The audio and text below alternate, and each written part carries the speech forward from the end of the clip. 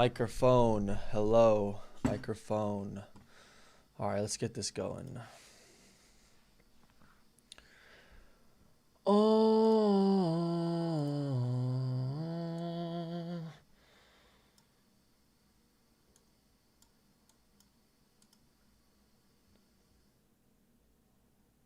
Okay. Hello. Shema. Shema.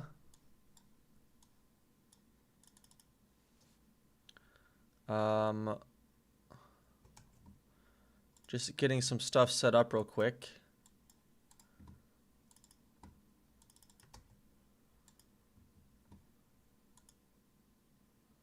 Why is that?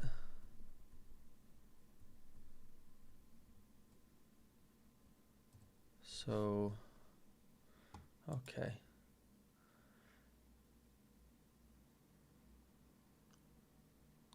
All right. I don't know why that's all weird.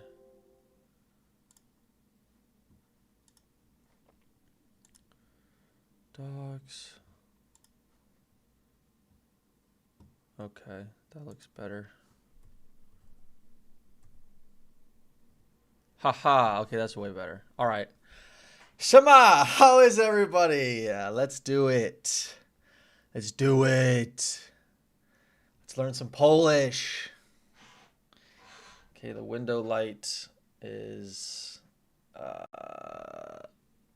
all on me. Co tam? Shema, co tam? Jak tam? Co tam? Jak tam? Shema.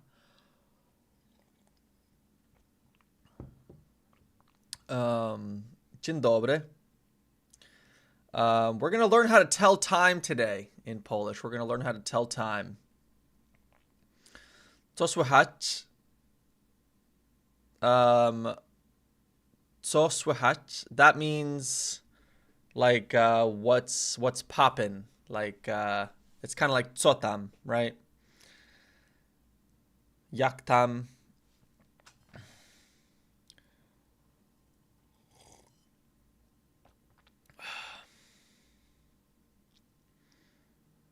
It's 16 right now. Okay, yeah. We're gonna get into that. Don't worry.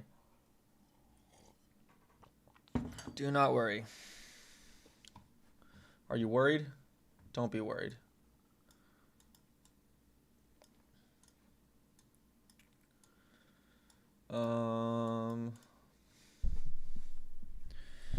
Just put this up. Microphone check.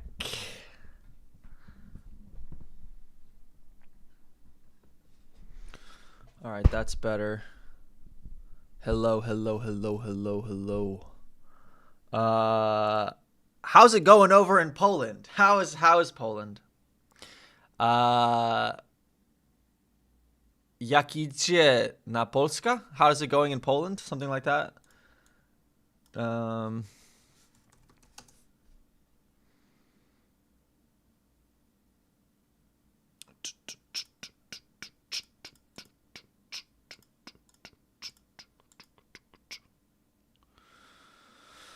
It's cold. It's cold in Poland. Yeah, that makes sense. It's honestly not that it's not really that cold over here. Top one polluted city.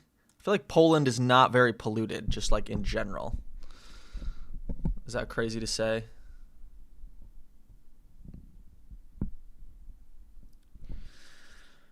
We all literally got notes a few days ago that are telling us what to do in case of a war. So it's good, am I right? Is that true? Did everyone receive a note saying how to prepare? Is that true? Because if so, that makes me very concerned. Is that true? You all received a note? What kind of note? What did the note say? Is there anywhere I can see this note? Okay. From the Ministry of Defense. All right. Oh boy, that makes me sad. Okay.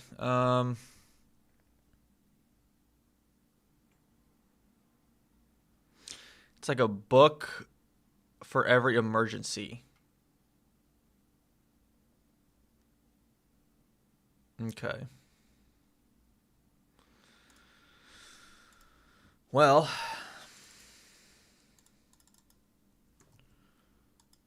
maybe today's stream can help lighten the mood a little bit, if you know what I mean. What does it say?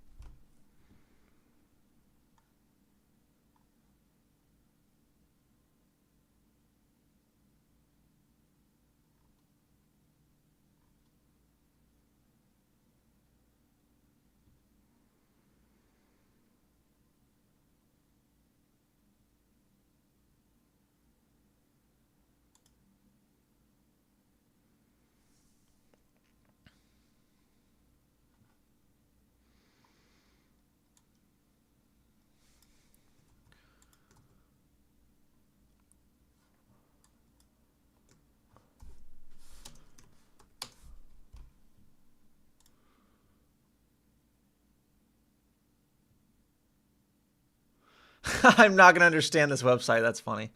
Um,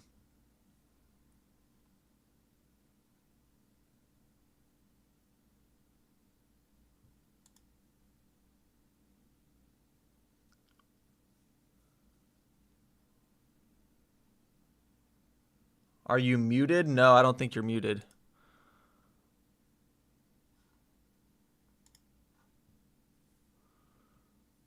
Service of the Republic of Poland. Zobacz więcej.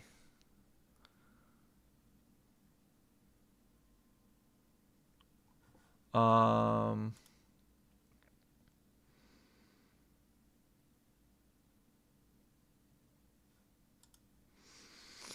the picture of the leaflet is on Poland, is on Reddit. Um,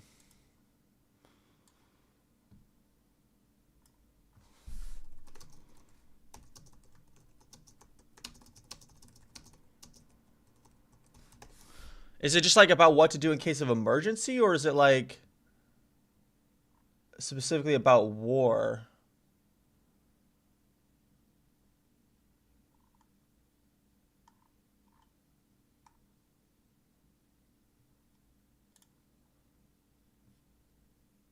Okay, I think I maybe got it here.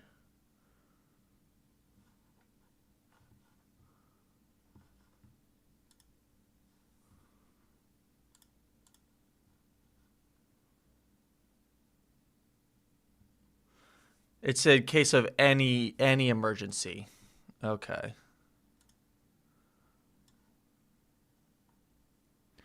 I mean, I guess I am curious. Like, this does kind of bring up something about.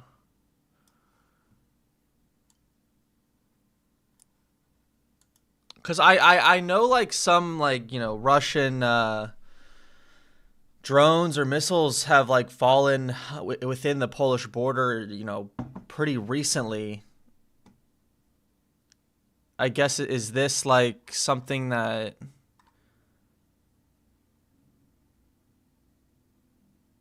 Is like pretty top of mind, or like do people kind of, I mean, it's probably controversial, but like do people kind of think like, it doesn't matter whether or not, there's a likelihood of Russia doing something, but it's just kind of like, you know it could happen, so you have to be prepared, I guess.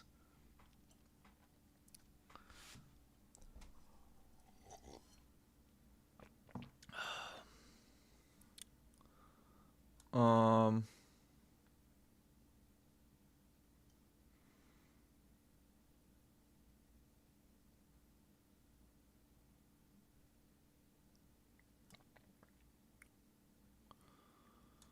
Interesting.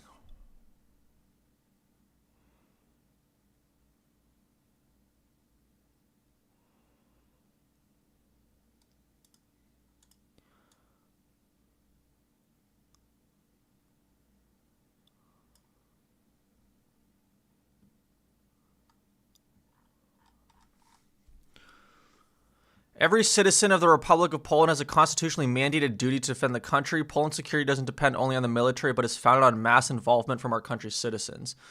During an outside threat in crisis situations or after declaring martial law, the country can summon you to participate in defense activities or support public safety.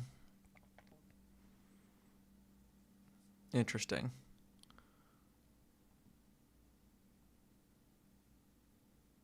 If you have a mobilization card, what's that? If you have a mobilization card.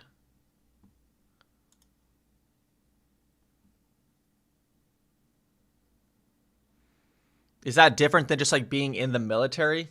Is that like if you're like in the reserves of the military? If you have a mobilization card, read it carefully. You will find the address and date on which you need to appear. Oh, right. You meant to check your mailbox if you got this pamphlet. Yeah, go check it. Don't mind me just informing the citizens of Poland on stream.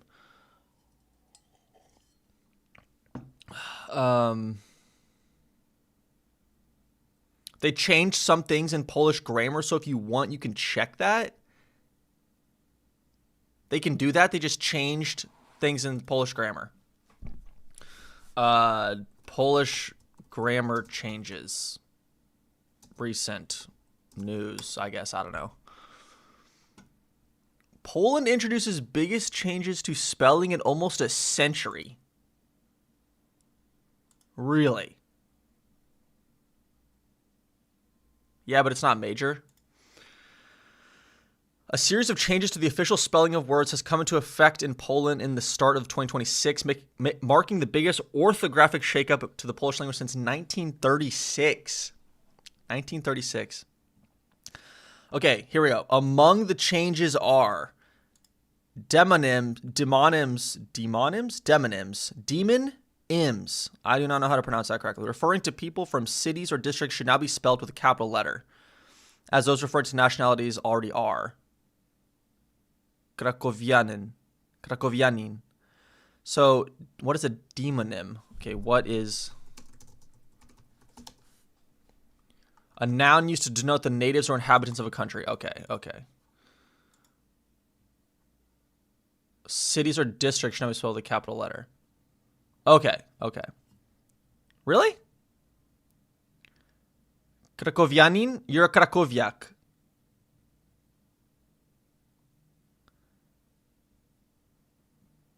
Okay, so next up. Either lowercase or uppercase may be used for what the RJP, what is that? The Council for the Polish Language. So there's some people in a room deciding the rules. Some rules, I suppose. I guess like every language kind of has this. I don't think American English has this. I know they have this in like France and Spain. Krakowianin is the official name, but everyone says Krakowiak. Really? Okay. All right. So either lowercase or uppercase may be used for what the RJP calls unofficial ethnic names, some of which are used pejoratively, such as Angol, to refer to an Englishman, who should properly be called Anglik. Or, wait a minute. The word for Frenchman is frog eater? It's jaboyat? Why you guys got to do France like that? Why you guys got to do France dirty like that? Jaboyat is Frenchman? Which, okay, I guess it makes sense because like Żabka, right? Because it's true. All right, y'all are just savage. Okay. Okay, hold on. Let's look. Why you gotta do France like that? Why you guys gotta do France dirty like that? Okay, so what is? Okay, so Polish.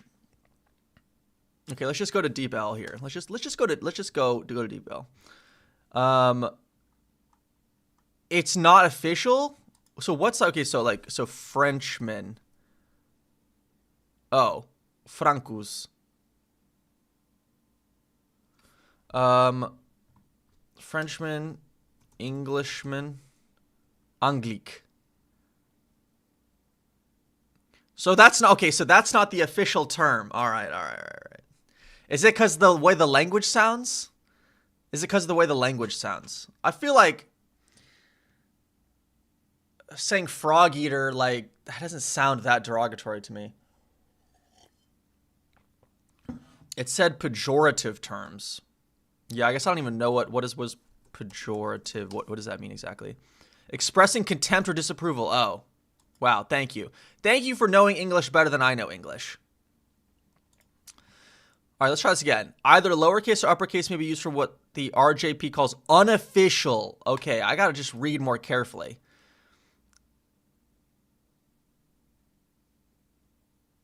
This seems like a weird rule. Why is this even a rule? You know what I mean? Like, why is this even a rule? All right, next up. Brand names should be spelled with a capital letter, also when referring to an individual specimen. Okay, so zaparkował czerwony Ford. Hey, czerwony! We learned colors in the last one. Czerwony Ford. Now, this should be the accusative case, I believe, because it's the object of this. So, okay, so do you guys not put... Oh, czerwonego Forda. That's right. Czerwonego is the accusative case of czerwone, right? Czerwone, all declensions. Czerwonego. And then for a brand name like Ford, for brand names, do they get declensions or do you just keep it normally as it is?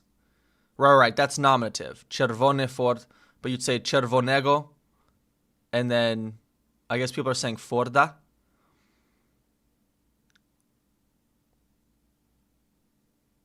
The sentence as written means the Ford parked by itself. Oh, that's funny. I guess, yeah, I guess there's some grammar errors in this article.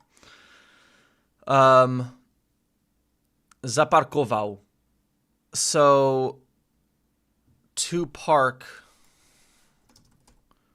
is zaparkować.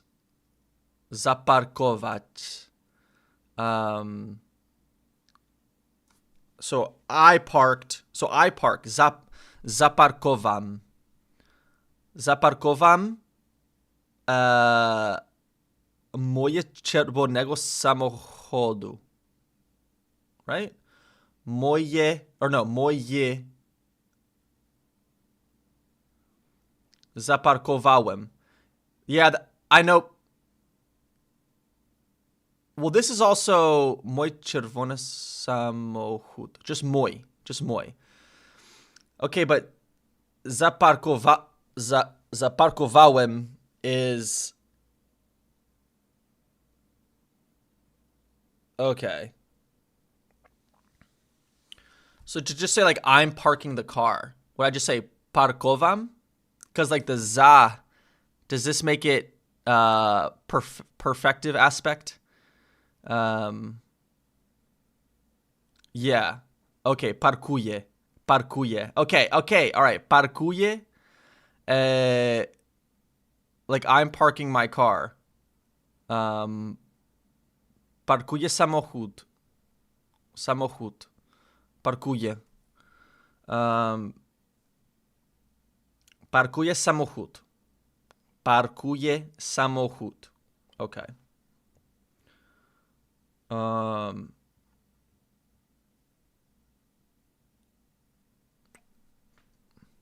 I'm parking my car. Mój samochód. Remember the E with the tail on it. Parkuje. All right, so right or okay. This is kind of where we do need to use the I am parking the car. Parkuję samochód. Oh, Google translates audio doesn't pronounce it. Parkuje samochód. Parkuje samochód. And then zaparkuje. Zaparkuje samochód means I will park my car. That's right.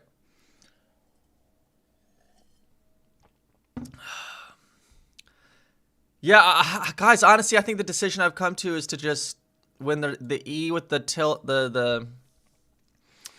with the tail at the end, just say just okay, let's keep going. Let's keep going. All right, new changes to Polish grammar. New changes to Polish grammar coming in hot. So the prefix pu should be combined with the rest of the words in compounds like pujartem. Means half joking. So what does pu mean?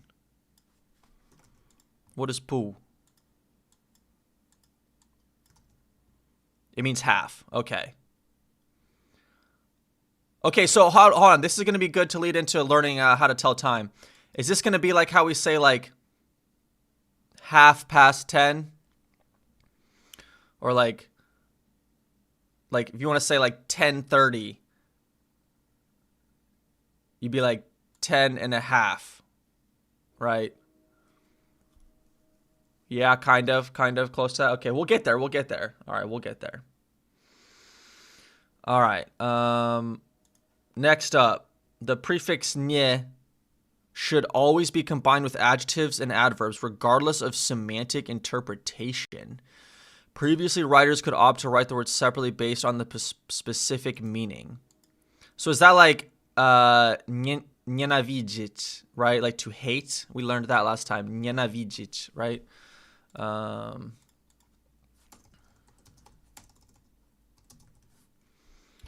Yeah, that's right. Nienawidzić.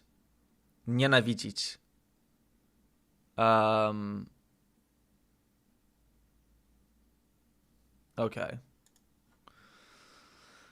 It should always be combined with adjectives and adverbs. Why? What does that even mean? What does it even mean? All right, so then also we got greater use of capital letters.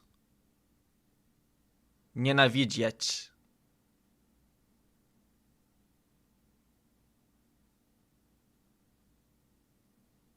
Okay. All right, greater use of capital letters and proper nouns denoting geographical names like parks, churches, estates, blah, blah, blah. The exception being the word ulica. Interesting. Wow, what a specific rule, which remains lowercase. It should now be uppercase. All right, I hope you guys are all paying attention to this grammar lesson. From now on, you got to capital. If you're going to say the name of a street, okay, ulica Józefa Piłsudskiego. You got to capitalize the name of the street, but you don't capitalize ulica. Is this an important lesson? Will this affect you in your daily life? It might. Probably not, though. But it might. You never know. Probably not, though. Piłsudskiego. Am I pronouncing that right? Piłsudskiego. How is that?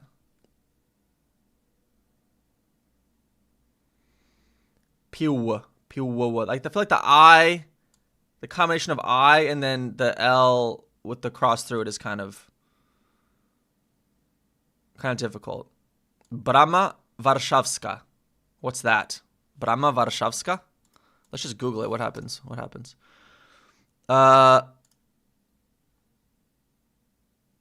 Brama Warszawska w Opatowie. Warsaw Gate. Brama Miejska. Zlokalizowana w północno-zachodniej części Starego Miasta w Opotawie, w ciągu ulicy Tadeusza Kościuszki. Oh, wow. Look at that word. Look at that one.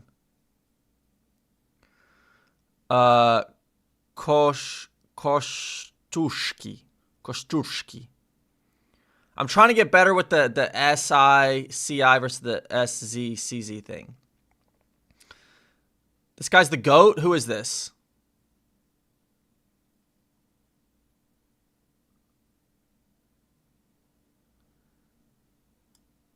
I should know he fought in the American Revolution? You're kidding. Nah. There's no way this guy fought in the American Revolution. What? Who is this?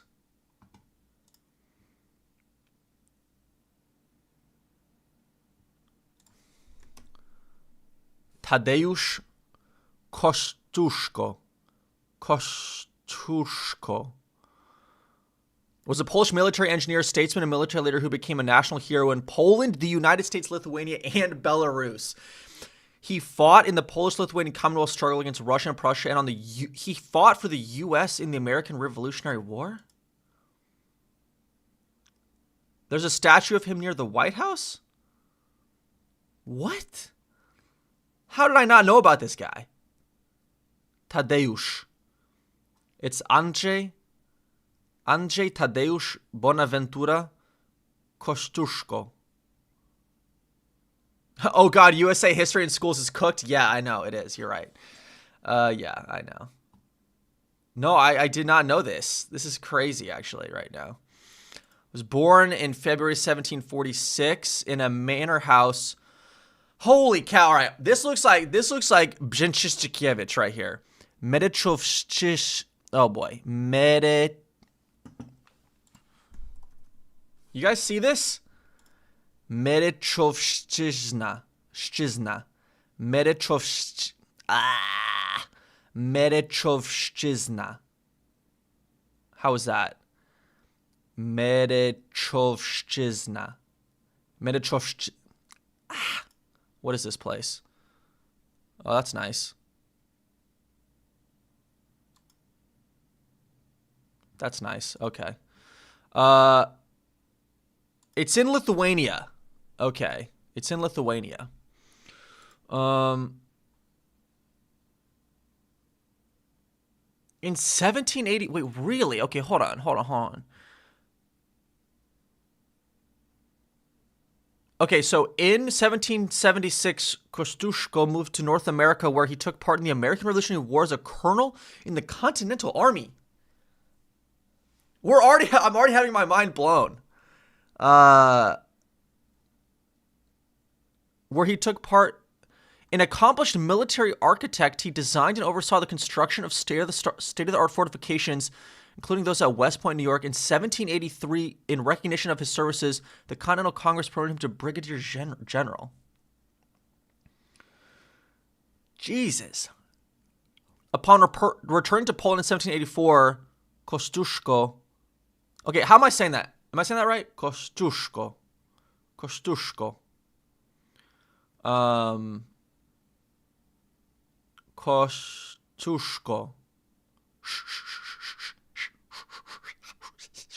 Okay.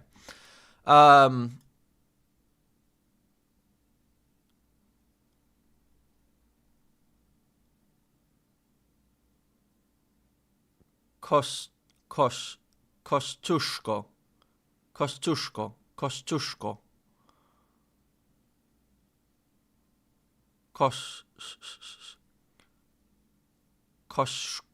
Kościuszko. All right, that's better. Kosht means a bone. Really? His name is from bones. Would you look at that? His name comes from... All right, so who's this other guy? Puławski. Don't spam. Don't spam. I'll read your message. Okay, I'll read your message and I'll get to it. Keep spamming, you get banned. That's how it works now. Okay, Puławski. We'll look him up too. The highest mountain in Australia was his name. Okay, Puławski. All right, and guess what? We have the Polish.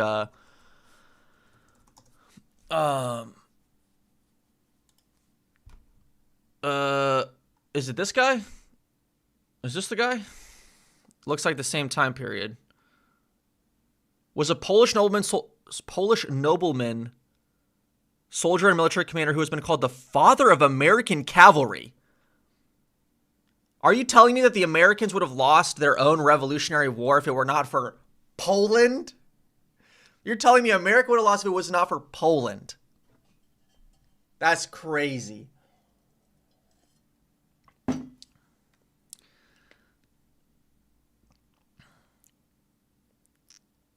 Wow. Wow. Wow. Okay. So, born in Warsaw and following in his father's footsteps, he became interested in politics at an early age. He soon became involved in the military and in revolutionary affairs in the Polish-Lithuanian Commonwealth.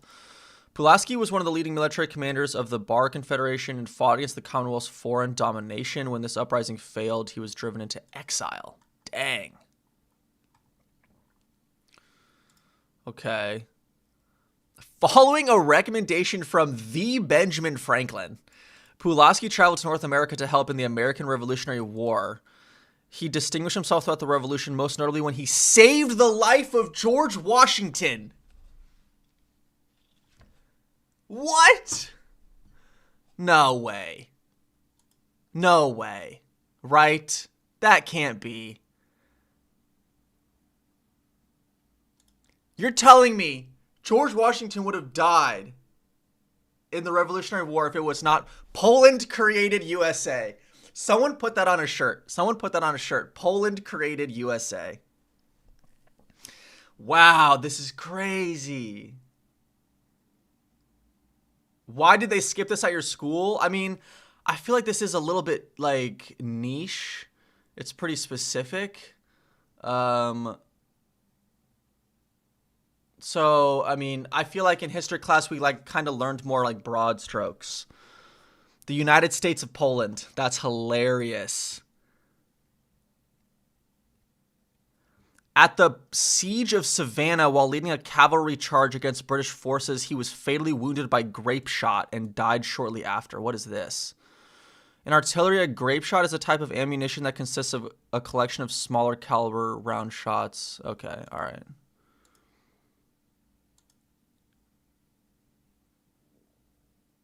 Yeah. You guys are just acting like all of you just knew you just all knew this. Y'all knew that he saved the life. Okay, hold on. Listen. All right, hold on. Did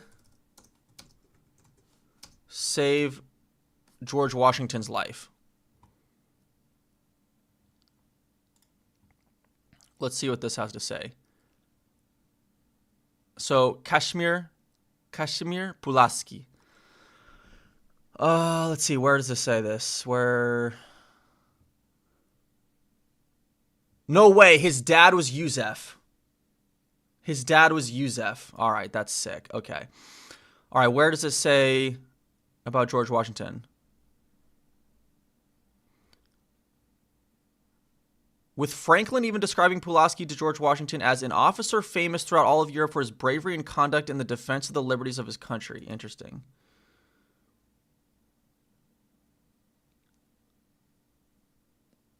His name is Pulaski. All right, so Pulaski chose to follow Washington and the Continental Army anyway to seek an opportunity to prove himself.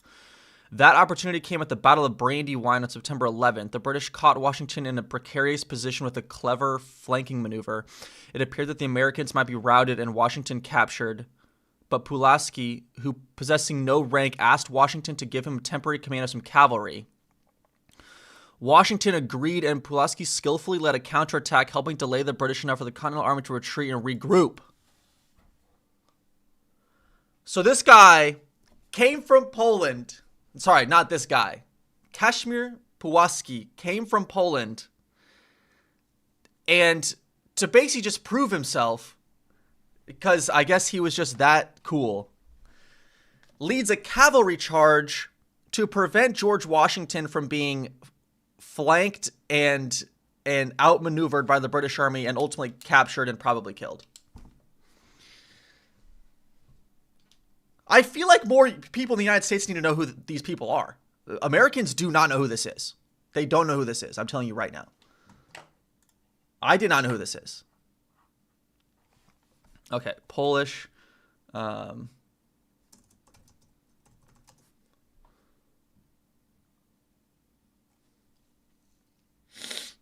Okay. All right, people keep saying Poland and Polish people in Haiti. What's going on here? But I don't know. I don't know if I could have my mind more blown than the fact that a Polish guy simply trying to prove himself literally saved George Washington's life. Polish in Haiti. Polish presence in Haiti. Okay, hold on. Here we go. Polish Haitians. Okay. Poland is known for cavalry charges saving the day abroad. Just look at Siege of Vienna or Charge of Samosierra as examples. Dziękuję bardzo za 25 złotych. That rolled off the tongue a lot better than last stream. I feel like that feel much better at that. Dziękuję bardzo za 25 złotych. Okay, there we go. Polish Haitians are Haitian people of Polish descent. Really? Really? I did not know that. Dating to the early 19th century, a few maybe Poles of more recent native birth that have gained. Okay, I see. The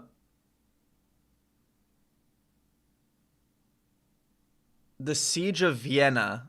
Okay. All right, so here we go. History. In 1802, Napoleon dispatched the 3rd Polish Half Brigade of around 5,200 men to join French forces in Saint-Domingue, who had recently retaken the colony from Toussaint Louverture. The Poles may have been hoping to receive French support in restoring Poland's independence from its occupiers, which divided the country in the late 18th century. Some were told that there was a revolt of prisoners in Saint-Domingue after the Poles arrived on 4 September, 2 days after the... They were quickly thrown into battle, okay? Both French and Polish soldiers in the colony experienced high mortality rates, with more troops dying of yellow fever than being killed in action.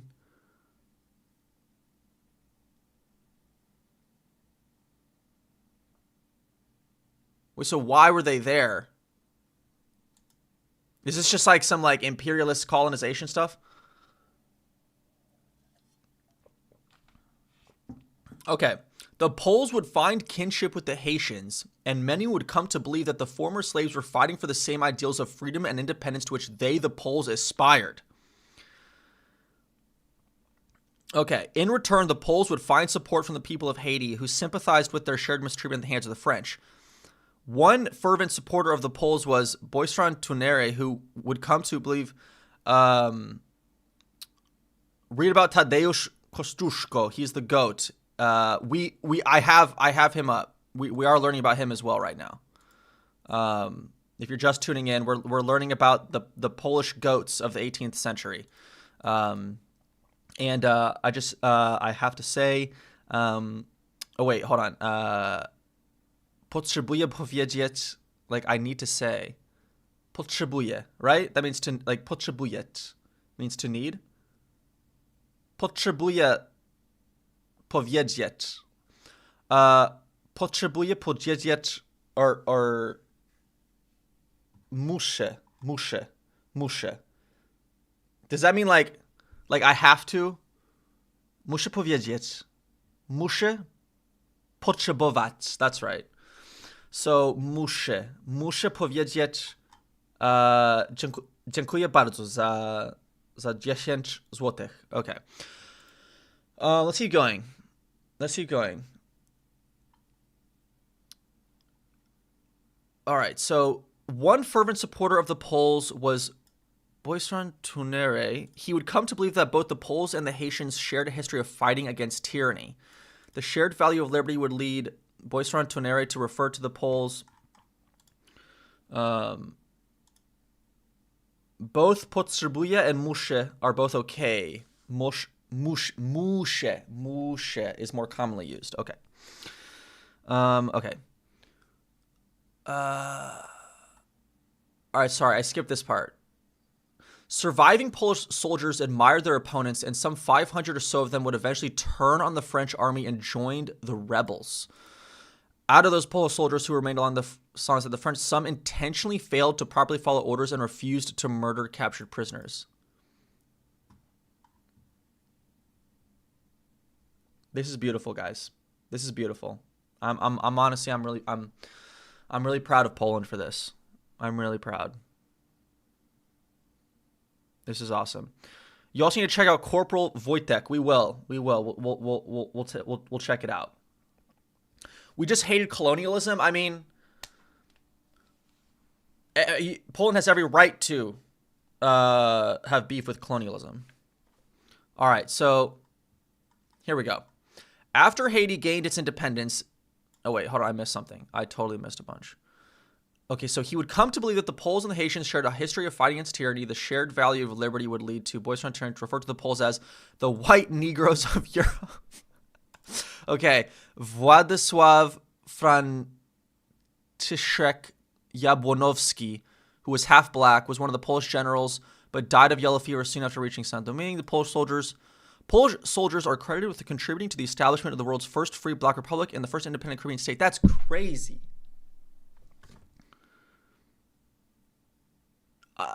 This is not common knowledge. This is deep lore.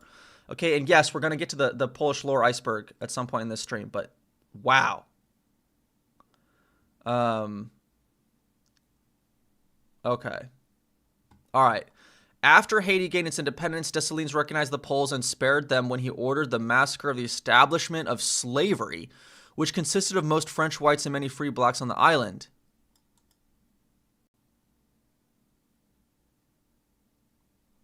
Interesting. He granted the Poles classification as noir, who constituted the new ruling class, which, okay, black, right? Czarne. All right. The full Haitian citizenship. Sazale became a center of their community. Descendants of Polish Haitians were peasants like the great majority of most of the residents on the island. Was sometimes called Homo Zalewski. Is a source name, is a common name. Wow. In 1983, Pope John Paul II visited Haiti. He mentioned how the Polish contributed to the slave rebellion leading to Haiti's independence. For this visit, 2 Catholic priests went up to Casale and asked a number of Polish Haitians to dress up in traditional clothes and attend the papal speech and associated ceremonies. One of the most revered Polish religious symbols is the icon named the Black Madonna of Częstochowa. It is thought to have been absorbed by Haitian voodoo. This image of a black Virgin Mary holding the dark-skinned infant Jesus influenced the vision of one of the Haitian lowest spirits. Really?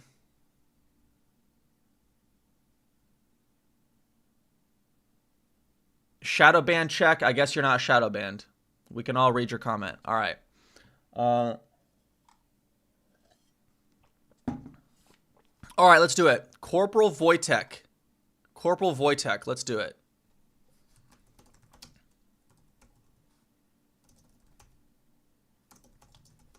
Okay, here we go. No way. It's a bear? It's a bear? What? This is it, right? This is what you're talking about? It's not a dude. It's a bear? The Polish... Oh my god. Okay, the Polish fought with a bear in World War II. Listen, okay, all right. I know all about Polish Squadron 302 and 303 that fought in Battle of Britain, the pilots. Maybe we should look at that in a little bit. But let's learn about Wojtek. Wow. Okay. Was a Syrian brown bear who was given to Polish soldiers as a gift by an Iranian shepherd near Hamadan, Iran during World War II, and was adopted by soldiers of the 2nd Polish Corps, whom Wojtek accompanied to Italy, serving with the 22nd Artillery Supply Company. Wow, I did not know about this. In 1944, during the Battle of Monte Cassino, Wojtek imitated his human comrades carrying ammunition crates. He was supplying ammunition to the front lines. He was promoted from private to corporal and became a celebrity with visiting Allied generals and statesmen. After the war, he was mustered out of the Polish army and lived out the rest of his life in Scotland at the Edinburgh Zoo. Okay, Wojtek is a diminutive of the given name Wojciech, right? Like the goalkeeper, right? We've talked about him before. Wojciech Szczęsny. His diet was cigs. All right. That's... Yeah, he smoked with the soldiers? Come on. If you had a nickel for every bear in the Polish army, you'd have 3 nickels. So there were other ones. Okay. There were other ones? Wow. I dziękuję bardzo za 25 złotych.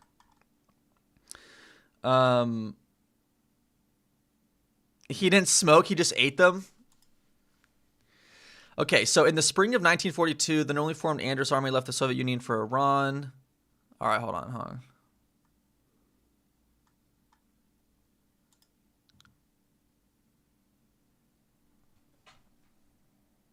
So the soldiers wrestled with him for fun? Polish people are crazy. Nutrition and growth. Wojtek initially had problems swallowing and was fed condensed milk from an old vodka bottle. This is the most Polish thing this is the most Polish sentence I've ever read in my life. And they drank beer with him? I have the privilege of living in Edinburgh, and everyone who visits me wants to see Wojtek in Princess Gardens. P.S. I love people learning Polish. Dziękuję bardzo. I dziękuję bardzo za... pięć... I don't know how to say... How do you say euros? How do you say euros?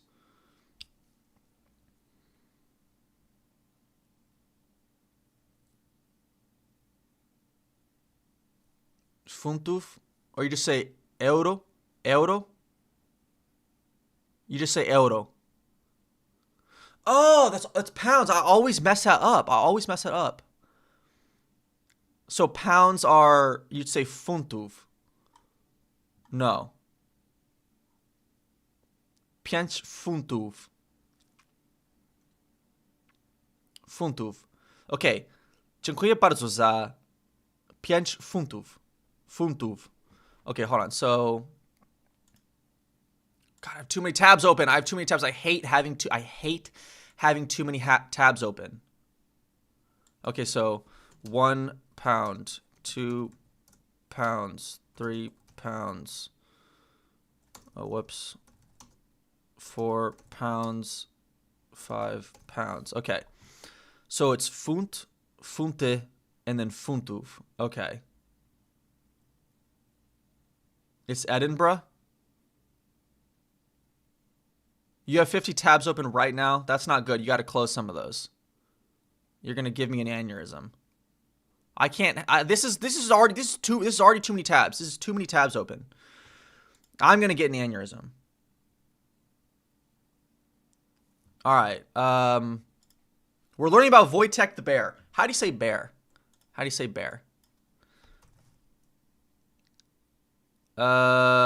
that right? I feel like that's wrong. No, that's right. Niedźwiedź. Is that right? Niedźwiedź.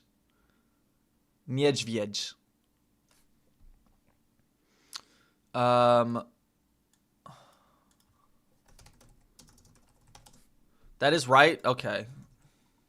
Niedźwiedź. Friendly bear is miś. Really?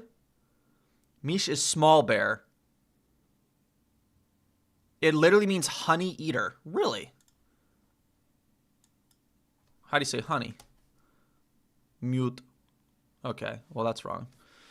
Wojtek the bear is miś Wojtek. So in Polish, when you're talking about Wojtek, you say, would you say he's niedźwiedź or miś? Which one?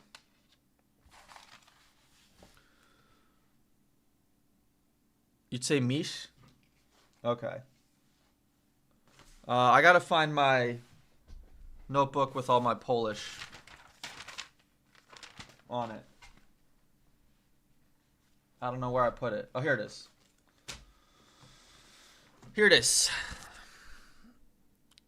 Języka Polska. We have new words to learn today. Okay, so niedźwiedź. It comes from honey eater in Proslavic. I muszę powiedzieć, dziękuję bardzo za 10 złotych. Yeah, muszę powiedzieć. Okay. All right. We're turning over a new page. We have new words to learn. So, niedźwiedź is bear. But miś is cute, friendly bear, or like a toy bear. I see. Okay.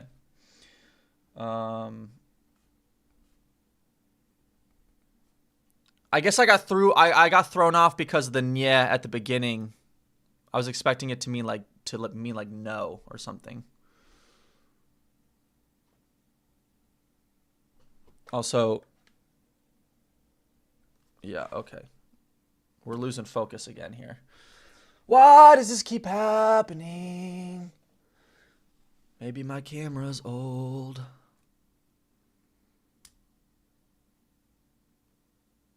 Nie is from miet, which means honey. Okay, so, all right, so niedźwiedź. Niedźwiedź.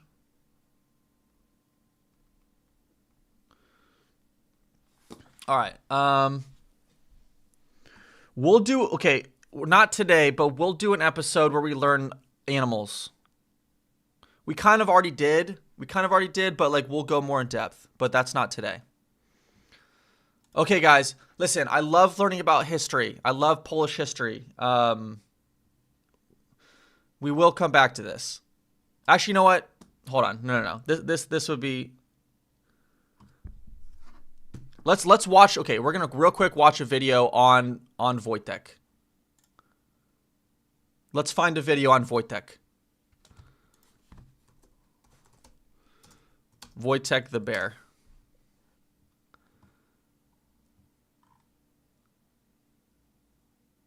Okay.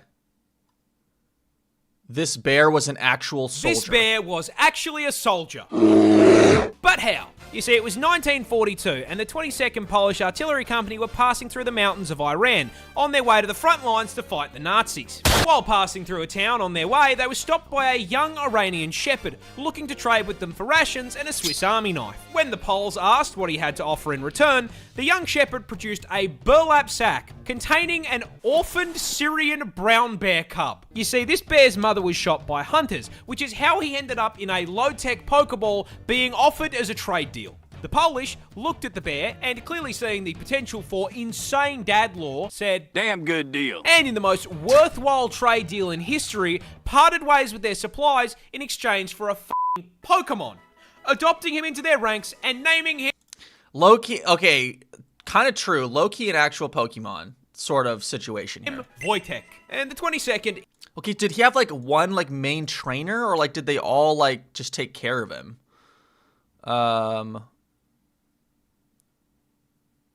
Let's watch this other video. Oh, this is like a meme short.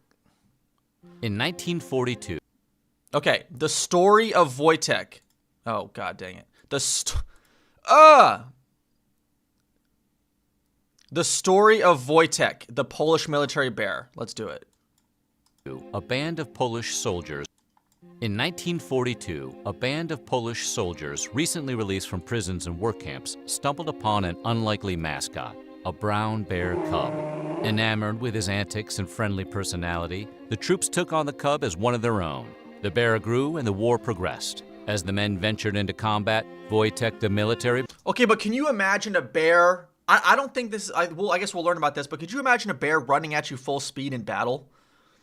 Because the thing is, like, depending on how big the bear is, I don't think, like, a one bullet is just going to, like, take it out immediately. We were supposed to learn how to tell time, by the way. Yeah, I know. Okay, listen, we'll get to it. We'll get to it. Yeah, he only moved ammo? Okay. I mean, that's fair. He was ammo bear, not a charge bear. That's fair. All right, let's go. The bear served right by their sides, distinguishing himself enough to become an official part of the Polish military forces. Today on Weird History, we're going to find out about Wojtek, The Bear Who Went to War. But before we get started, take a minute to subscribe to the Weird History channel and let us know which crazy historic animals you would like to hear about. Now let's crawl out of hibernation and head back to World War II. How a bear On joins a September war. 1st of 1939, Poland was invaded by German military forces from the north and from the west. On September 17th, Poland was invaded by Soviet forces from the east. As a result of the invasions, more than 400,000 Polish prisoners were sent to work camps He was guarding the ammunition trucks. Imagine being German then. Yeah, that'd be in terrifying. Siberia. This double whammy on Poland was made possible by the German-Soviet Non-Aggression Pact, a pact which fell apart when Hitler directed German forces to invade the Soviet Union in 1941. Not one to take a double cross very well, Stalin ordered Soviet troops to release those same Polish soldiers taken He was the bearer of ammunition. Guys, come on. No puns on this channel. No puns, all right? prisoner a few years earlier to join the fight against Germany. As these Polish troops made their way out of Siberia and into Iran, they met a young shepherd. The shepherd carried with him a sack, and in that sack he kept a Syrian brown bear cub. Makes carting around your Shih Tzu in a purse seem kind of lame, doesn't it? The bear was an orphan. His mother had been killed by hunters. The playful spirit of the cub Oh, why such a tragic backstory for Wojtek? It makes the whole thing a better story, really. The hero that rose from the ashes. won the troops over, and they made a trade with the shepherd. The newly adopted bear left his old life to go on an adventure with Polish troopers in World War II. The fighting men gave their new friend the name Wojtek, which means joyful soldier. Really? The name Wojtek means joyful soldier? No way. I mean, that's probably something else, right? I mean, like, literally, yeah. It kind of means it. Is it like some, like, old antiquated, like, meaning type thing? So, Vojt means war and Czech means happy. Czech means happy.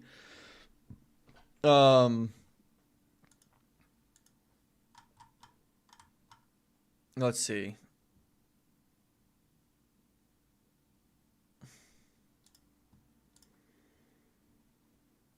Okay, so here we go. Yeah, okay. Joyful war, joyful soldier. Interesting. Meaning he who is happy in battle. I don't think anyone is truly happy in battle, but maybe I'm too soft. Maybe I don't know what it feels like to enjoy being shot at.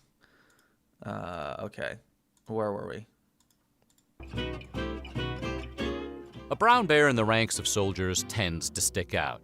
A Syrian brown bear is a rather small bear, at least as far as bears go. As an adult, they can measure up to 4.5 feet long from nose to tail and weigh up to 550 pounds. Their fur is light brown, closer to the color of straw. The hair between their shoulder blades is often a different shade from the rest of their body, sometimes appearing as a dark stripe. And it is the only bear species known to have white claws. Very stylish, but Interesting. boy do they show dirt. The bulk of the responsibilities to care for the brown bear cub fell on two men, essentially his adoptive parents, Dmytro Shaluga and Henryk. Okay, this is what I was trying to figure out earlier. Like, there had to have been some people that mostly, like, took care of it. Zakharowicz. Okay, so Dmytr Shavlugo and Henryk Zakharewicz. Henryk, in particular, formed a close bond with the bear. In most of the films and pictures that exist of Wojtek, Henryk can always be seen nearby. Apparently, Wojtek had a helicopter parent. In the wild, a Syrian brown bear eats fruits, berries, seeds, plants, grasses, nuts, grubs, and small mammals. If particularly peckish, he will eat cultivated grains and livestock. The military was ill-equipped to Oh, look at that picture. That's crazy. care for a bear cub, so the troops made do with what they had. Wojtek was initially fed condensed milk from a bottle. But as he grew, his tastes expanded to include, well, basically anything that was available. Okay, so I guess, like, bears can be domesticated? Is that the conclusion from this? Like, if you raise the bear with you and you feed it and you nurture it and you like, you know, mother it, so to speak, like it won't try to kill you and it will, you know, think of you as like its parent sort of. Not a real foodie. The larger Wojtek got, the more bold he became to roam around the camp's kitchen, scrounging up a snack. Okay, I guess that is one thing I'm kind of curious about is wouldn't he eat all of your food? Like the amount of food that a bear needs to eat per day, like how many calories, right? Like how many calories a day does a Syrian brown bear need? 20,000. 20,000. Listen, I don't know how much food they had in their camp to ration out, but like that's like 6 men. No. That's like 7 men's worth of food. That almost, I'm sorry, but like it almost seems like it was a liability. There were Germans there to feed Wojtek. Wow, that's probably true, to be honest with you. That's probably true, actually. In the rare moments when his military family wasn't doing military things like packing, moving, Frankly, I had enjoyed the war. Sir Arthur Carton de Viart, after losing an eye and hand and being wounded dozens of times before re-enlisting. That's crazy to me. That's crazy to me. I don't know. If you do it for a long time and let's like, you know, it becomes so normal to you, maybe you would like it. I muszę powiedzieć. Dziękuję bardzo za 25 złotych. See, you keep doing 25, so I'm getting a lot better at the 25. All right. Working or fighting, Wojtek was always up for mixing it up with his human friends. Whether Wojtek was entertaining the troops or the troops were entertaining Wojtek is hard to say. In any event, he threw back beers like one of the boys. But big talk over beers was not Wojtek's style. He was a bear of action. The larger he grew, the more he enjoyed wrestling. The brown bear loved to roughhouse with men, though it was a rare soldier who was brave. I guess like that's just crazy because all it takes is one swipe of its claws to just, and you're just done. You're now a casualty of war and you didn't even go into battle. Because, like, it might all be, like, you know, when you're, like, you know, wrestling with your siblings when you grow up, like, it's all fun and games. But, like, sometimes, you know, you accidentally, you know, something happens, right? It's because you're, like, roughhousing whatever, your kids. But this is a bear with claws the size of your face. So the consequences are a little bit higher. Brave enough to earnestly tussle with Wojtek. Wojtek would never. Too cute. No troops ever got seriously injured, but it was common for a wrestling match to end with someone's body getting scratched or someone's clothes getting shredded. And that someone was never Wojtek. Perhaps that's why most of the men prefer to watch from the sidelines. Brown bears are not innately aggressive toward us. Interesting. All right, hold on. 1143. Is it grosze? Grosze. That means like cents, right? So it'd be 11 złotych I 43 groszy. Is that right? 43 grosze. Grosze? That's right? Okay. All right. Grosze. Oh, grosze with an E. With an E. Okay. 3 grosze. Okay. All right, let's go. Let's go.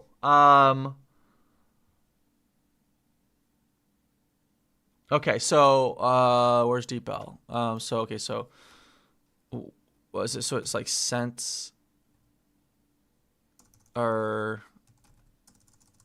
what does grosze actually mean?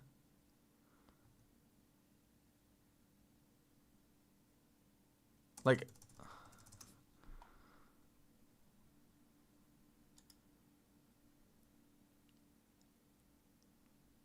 penny? Okay.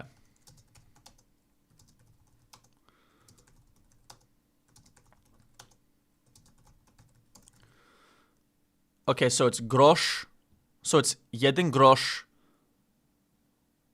dwa grosze, trzy grosze, cztery grosze, and then pięć groszy. Okay. All right. Someone said they saw an interview with his caretaker. As a side note, a friend who urges you to wrestle with a bear Can someone find a link to the them interviewing him? Someone interviewing the caretaker? may not be your friend. Wojtek's behavior was influenced by his peer group, who happened to be war-hardened men with advanced skills in carousing. You can't look at it from today's time perspective.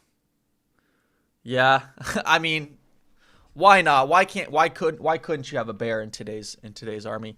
And all right, I appreciate that y'all are donating with like the different numbers because it's helping me practice. Okay.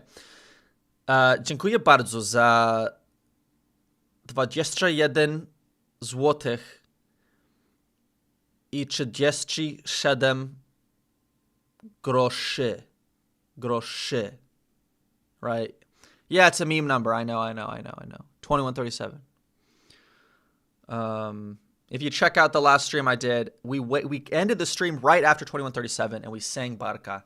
But unfortunately, it got copyright striked. So it got muted. Okay. It's a tough environment for an impressionable young bear. Wojtek adopted their habits and fit right in. He had his own mug that he used to drink beer and wine from, and when it was empty, Wojtek would look mournfully at the cup until it was refilled. All right, now they're just making stuff up. There's no way. How did he looked mournfully and he wanted more.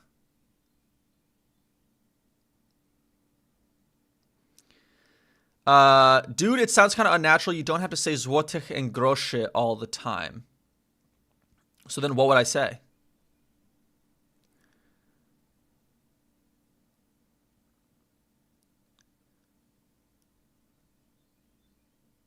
If you don't say, you would just say 2137.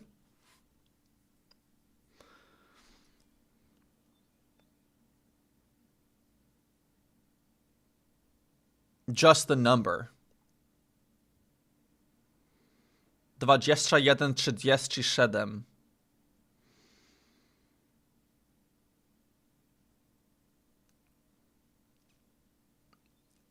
Listen, I'm just trying to practice, so I'm just gonna say it. I mean, okay, all right. He also begged for cigarettes, though he insisted someone lit them before he would accept. Typically, after one puff, Wojtek would swallow it whole. Come to where the flavor is. When the troops arrived in Palestine, they were organized into the 22nd Transport Company, Artillery Division, Polish 2nd Corps. The men, however, would not abandon Wojtek, who was immediately adopted as the company mascot. I was gonna say, you can't, I mean, morale is so important in war, and if this bear is not only helping supply you ammo on the battlefield, and he, off the battlefield, he's giving you moral support. You can't just abandon Wojtek. But it wasn't just a symbolic gesture. Wojtek was part of the team. One evening, while the camp was asleep, a thief crept into the compound looking for something to steal. Unfortunately for him, he awoke Wojtek, who rose to investigate. With a massive brown bear lumbering towards him, the frightened thief, understandably, forgot he was a thief. He made such a clatter that he woke the troops, and he was quickly apprehended. As a reward for his vigilance, Wojtek was given a bottle of beer. Hey, barkeep, how about a bottle of suds for my furry friend over there? That's crazy. Listen, we're gonna learn how to tell time, but this is a crazy rabbit hole we've gone down. There's so much to learn. It's dizzying. Okay. When he was young, Wojtek traveled with the company from site to site in whatever cab of whatever truck had room. But as Wojtek grew, he tipped this. Okay, hold on. Going back to the spy thing, I just feel could you imagine being on some spy mission and you would never guess that a company of soldiers would have a bear. It's kind of the perfect defense because you would never expect it. I don't know. Let's keep going. Scale at 500 pounds, and it was harder to find any vehicle that had room for him to ride shotgun. So he was upgraded to one of the company's recovery trucks. A recovery truck is like a tow truck, but military-sized and used to move tanks. For Wojtek, it was a traveling home, like an RV built for a bear. He spent his trips lounging on the recovery truck's bed and alleviating his boredom by climbing the crane to get a view of the surroundings. Wojtek wasn't the only animal who accompanied soldiers in the Second World War, although he likely was the only bear on the battlefield. Some animals, like anti-tank dogs, served grim but useful purposes, while others were brought to battle as a mascot. Whenever he encountered other animals, Wojtek was always friendly. The soldiers of the 22nd Transport Company loved to talk about the encounters between Wojtek and Kasia the monkey and Kirkuk the dog. Kasia the monkey? It's just another rabbit hole. We can't just go down every single rabbit hole, guys. We can't just go down. All right, listen. All right, just real quick. Kasia the monkey. What is this? Oh, sorry. Kasia the monkey.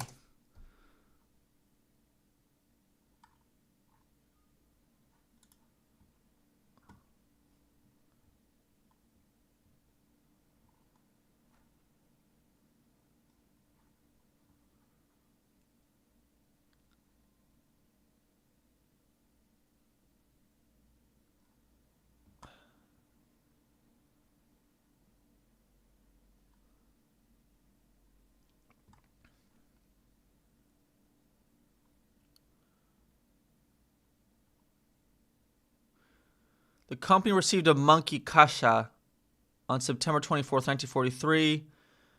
Because she was very spiteful and constantly imitated Wojtek, he usually covered his eyes at the sight of her. However, they remained together in the unit until the end. Interesting. I guess Wojtek was not a big fan of Kasia. Interesting. All right. Two of the war's most famous animal combatants. Consider them the A-list celebrity animals of the day. Wojtek never suffered a bullet or shrapnel wound, but he did encounter a life threat. Never suffered a bullet or shrapnel wound. He was protected by God. Wojtek was protected by God himself. That kind of makes the story all the better. He's a source of moral support for the troops. A troop himself helping deliver ammo to the front lines. And not a scratch. Didn't receive a scratch. Threatening injury. Wojtek was once stung on the nose by a scorpion. Imagine you're a soldier in the Battle of Monte Cassino, you see a bear carrying ammunition.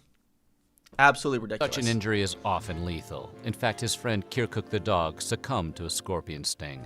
Wojtek's friend Henrik was beside himself. He refused to leave the bear's side, doing all in his power to help nurse Wojtek back to health. For the first day and a half, the situation was critical, and it looked as if Wojtek might not make it. No! The soldiers feared the worst. But Wojtek fought back, and against all odds, overcame the scorpion's venom. Yes! He survived! That's my boy Wojtek. Within days, he was back to his carousing ways. W's in the chat for Wojtek, surviving a scorpion sting. W's for Wojtek. As the 22nd Transport Company received their assignment and was sent to the Italian battlefront in 1943, Wojtek had to be left behind in Palestine due to regulations that prohibited animals in combat. An active war front is typically not an ideal place for a bear, but Wojtek was not a typical bear. To get around the regulation, Wojtek was officially enlisted in the Polish army. He was even given his... Okay, that's what I thought. You can't just leave him behind. Also, I thought that was the whole point of this. We were building to the part where he ends up in battle. So he actually he officially was enlisted. Jesus. His own paycheck, rank, and serial number. This helped ensure his participation was recorded, and the world knew under which flag Wojtek served. Though there was confusion and likely a bit of aggravation about transporting a bear to the Italian battlefront, the Polish troops eventually got their way. Rising to meet the moment. In Italy, there were a series of fortifications known as the Winter Line. In 1944, the Germans held the western portion of that line.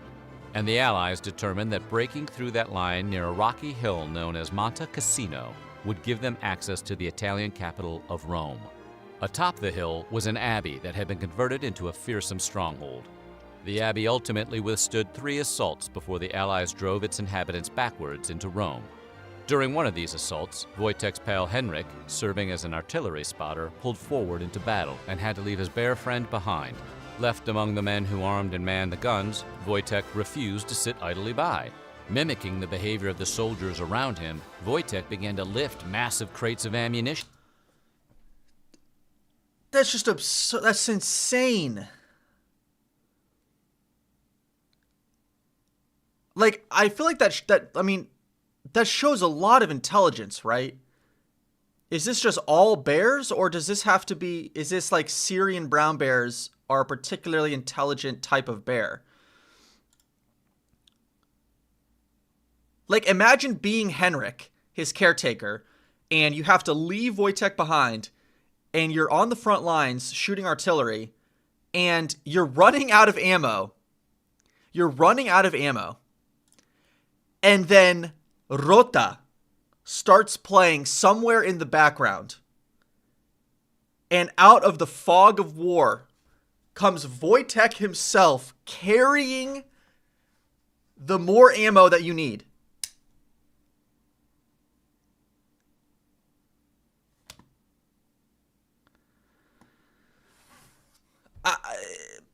The pride that you would feel in the bear that you keep. Okay, let's remember that Henrik and these soldiers literally nursed and essentially and parented Wojtek from infancy to this point,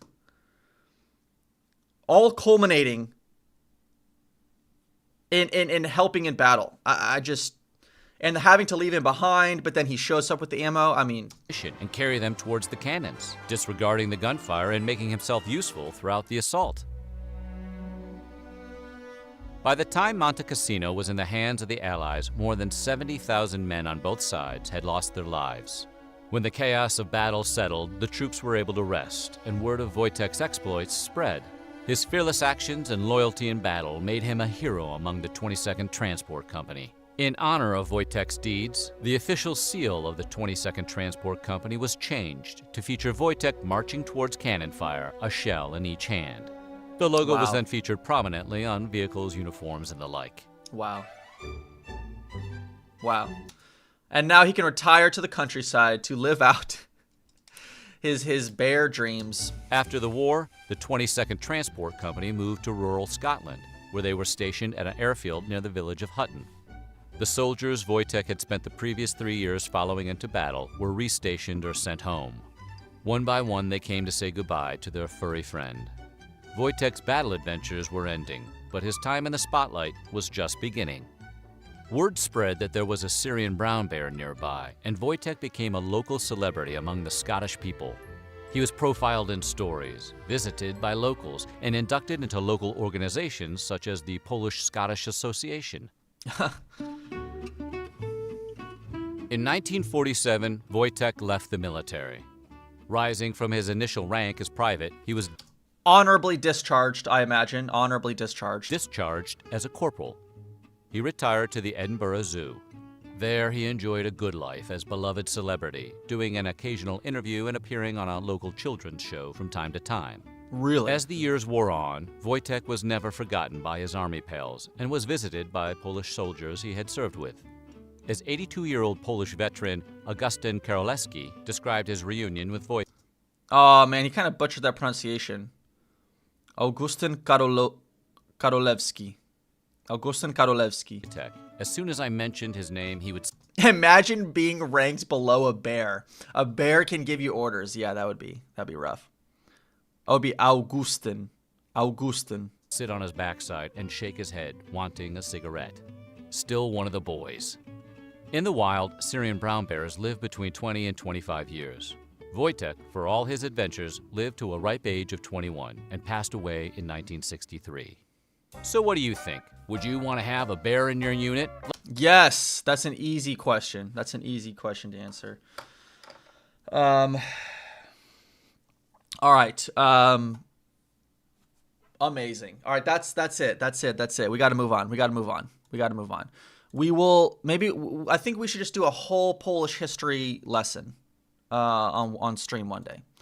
We'll come back to Kashmir. We'll come back to Wojtek. We'll look at like Polish Squadron 303. We'll do everything. You have the impression that my tone of voice is more serious when I speak Polish. That's interesting. So you want to do a 100-hour stream. Yeah, that's fine. Hey, the first video I ever posted on my YouTube channel, I did Duolingo for 24 hours without stopping. So, you know, I have the mental fortitude. We could do it. Yeah. Type these two into and hear the difference. Okay.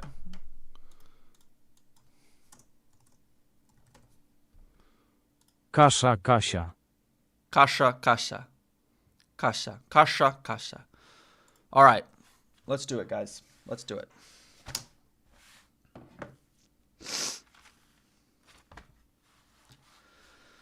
All right.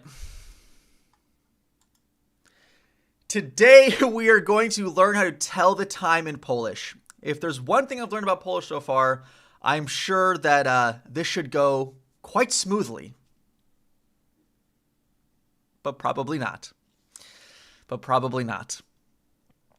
right, we're learning how to tell time. Okay. All right, first up, we're going to take a look at this article, How to Tell the Time in Polish. Która godzina? Don't be shy, you can answer that question, but maybe this quick lesson will help. We'll see. Time to fry. It's time to get fried. Fried egg emoji in the chat. It's time to get fried.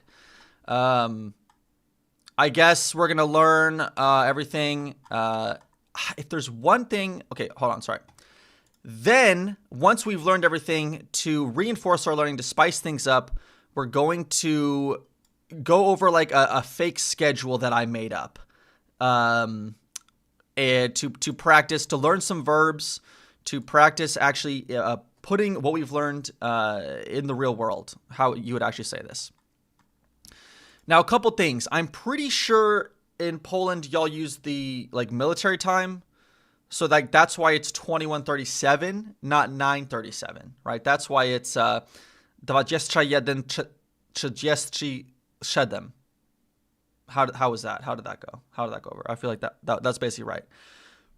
And then also, you don't just say,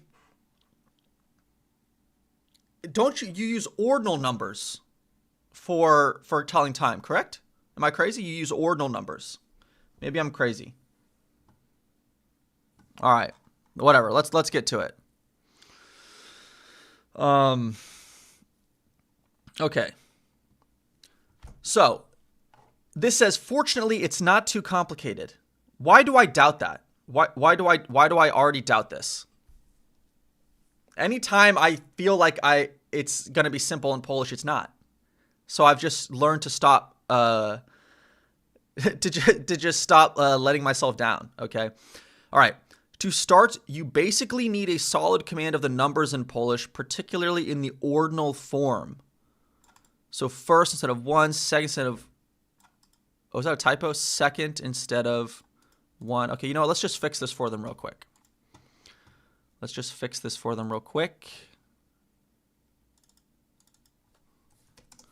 All right.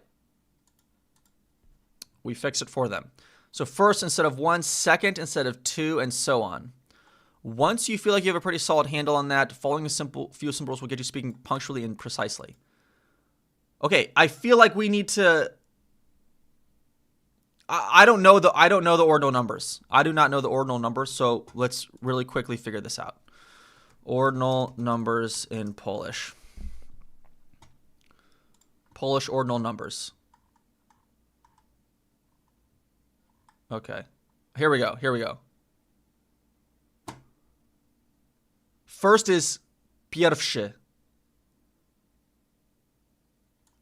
Why is it not just like jedenszy or something like that? Pierwszy. Okay. All right. Okay, and then it looks like it's... Why is fourth not end in an I? Is this some exception?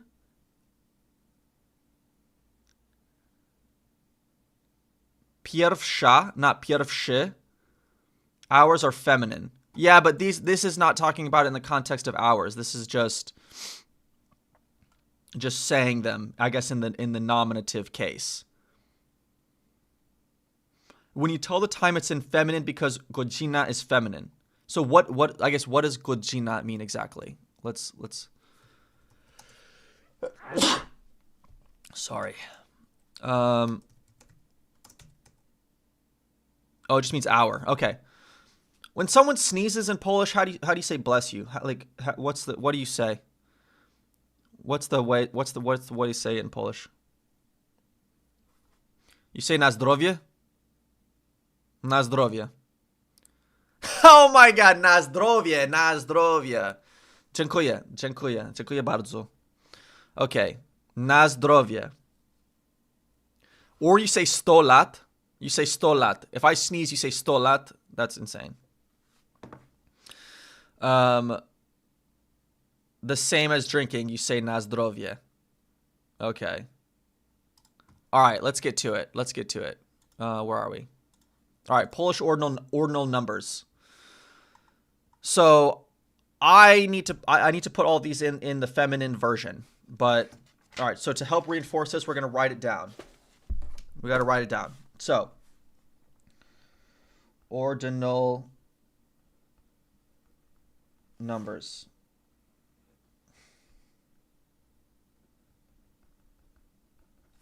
All right, there it is. Ordinal numbers. And of course we have Niedźwiedź, what is it? Niedźwiedź Wojtek before that, because that's what we were learning earlier. Okay, so ordinal numbers, always feminine, always feminine. All right. But always feminine when it comes to time. For telling time, that is, to be more specific.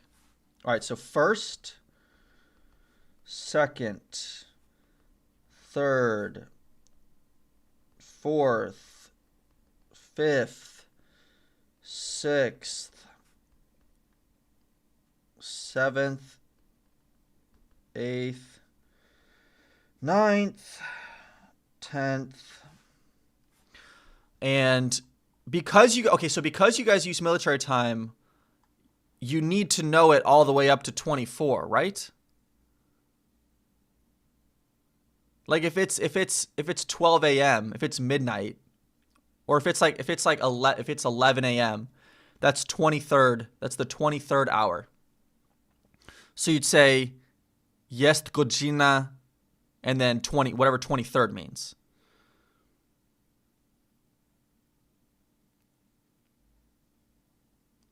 I have to know it all the way up to 59 for the minutes? You got to be kidding me. You got to be kidding me. I have to know it all the way up to 59? Yes, no, yes, no. Okay, hold on. I think we'll learn this in the article. Let's just keep it small for now. Up to 24. Okay, so 10th, 11th, 12th,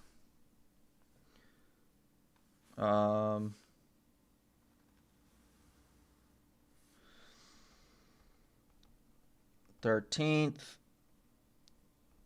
14th, 15th, 16th, 17th, 18th, 19th,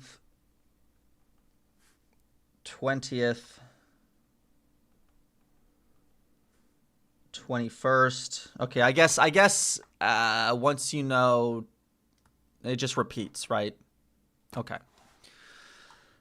So this looks pretty easy. So from 11 to 19, you're just adding naste, basically. But for some reason, 12, dva changes to dvu.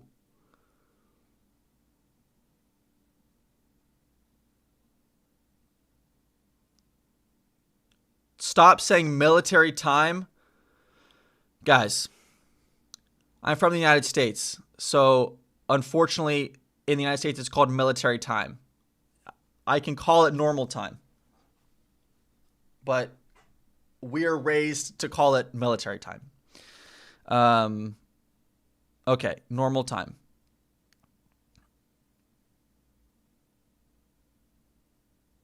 Yes, it is weird. Okay. Yeah, it's just some American stuff. All right, so I got to lock in. I got to lock in this word naste. Naste. So that's for everything after 10th. So 11th. This is easy, more or less. So 11th is going to be jedenaste, not jedenaste. Jedenaste. Okay, jedenaste. 12th is dvunaste. Yeah. I know. It becomes feminine when you're talking about time. Yeah, I got it. Jedenasta. But first, we need to learn them just in their basic form. In their basic form.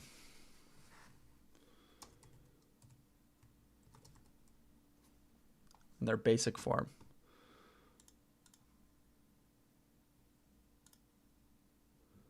Okay.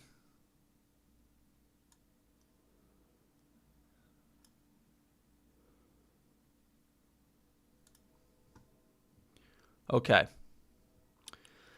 If you try to get me to say bad things, I'm going to find out. And guess what? You're just going to get banned. You're just going to get banned. Because I'm not messing around with that anymore. All right, we're not messing around with that anymore.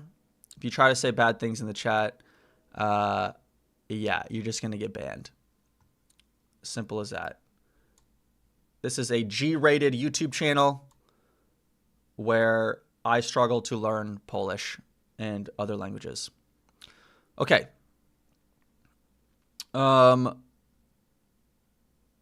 Let's get to it.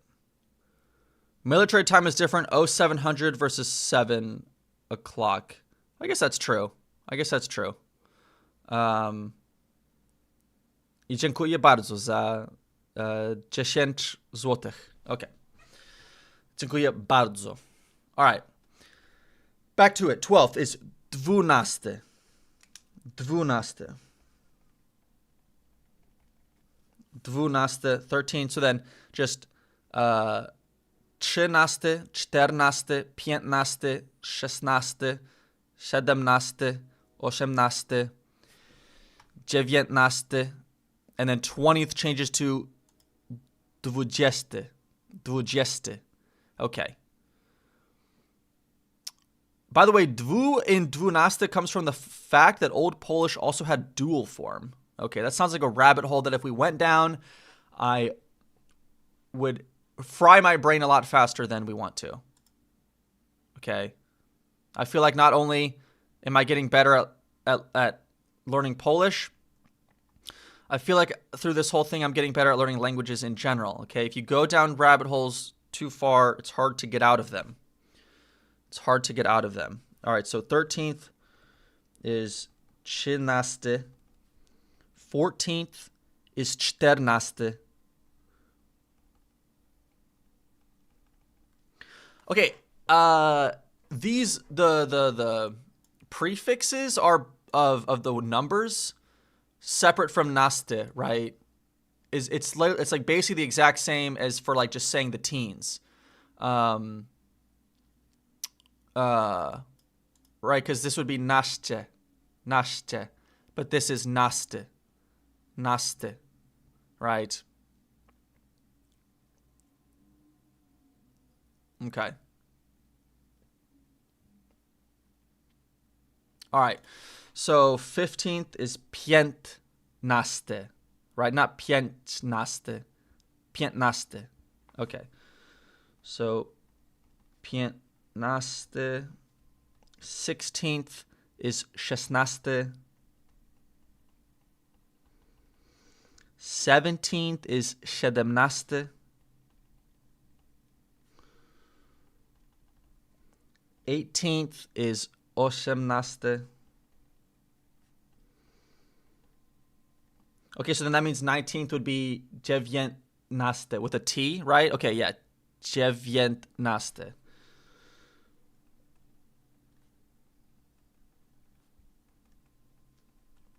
And then 20, it switches up. So 20, as opposed to 20, as opposed to 20, right? 20 versus 20. Fun fact, there's also 15 in Polish. Yeah, that just means 15, right? I'm not crazy, right? 15 means 15. We learned how to count already, regular numbers. 1, 2, 3, 4, 5, 6, 6, right? 6, 6, 7, 8, 9, 10, 11, 12, 13,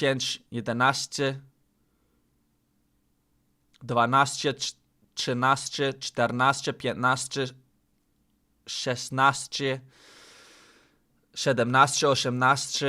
17, 18, 19, 20, 21, and so on. Oh, it's sześć. Sześć. Sześć. How's that? Sześć. Is that better? I think I just forgot the spelling.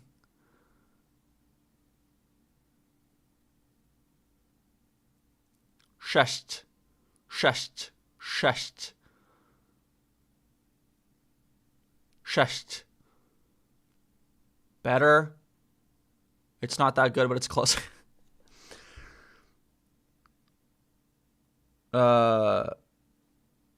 Sześć. Sześć. Right? This is the eternal problem I have with this language currently. This is the battle that won't end.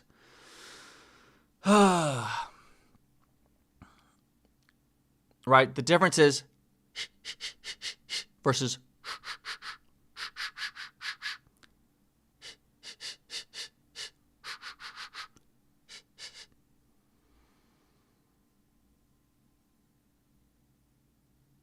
both of those were SZ. Jesus Christ.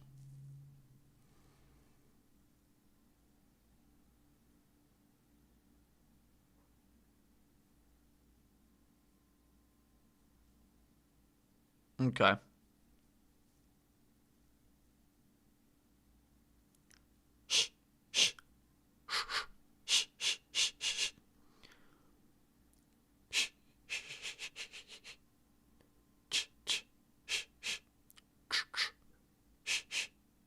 Oh, that's it? That's it? Okay, so call Graph. Is he streaming right now?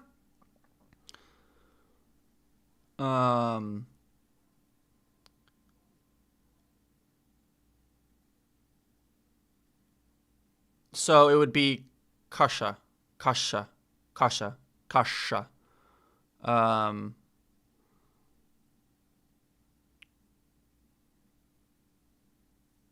Yeah, now learn to do it automatically. That's the hard part. Yeah, I know.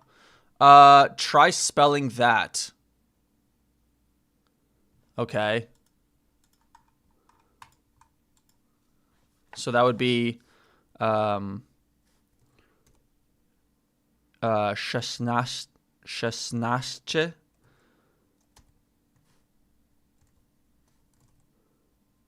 Right, like that. Złotych.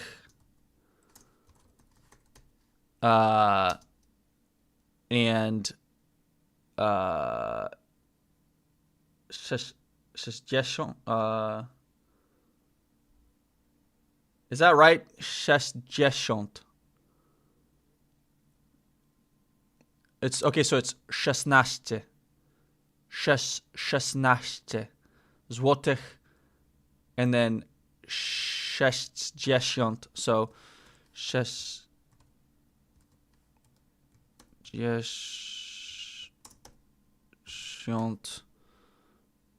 I feel like I spelled that wrong, maybe. Is that right?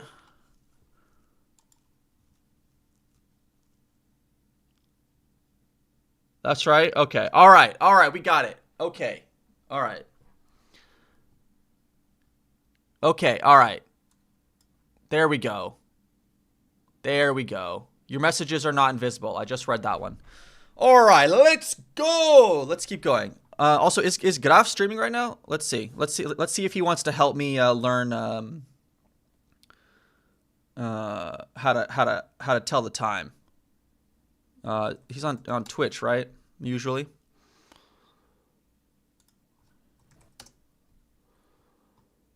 No, I think not.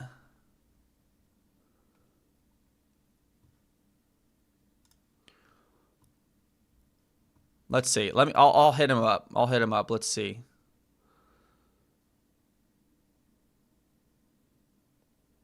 The issue is I have to go in like an hour and a half. That's the issue.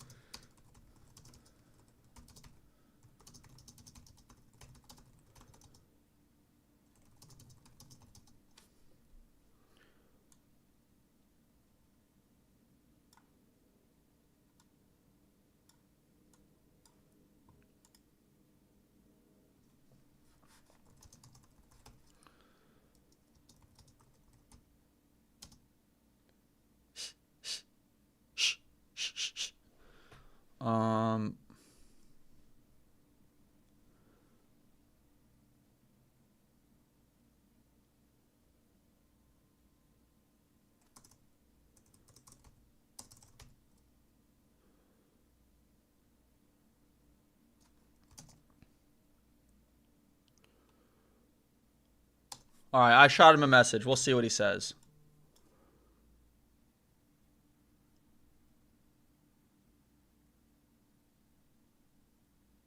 We'll see what he says. All right, let's keep going, though. Let's keep going, though.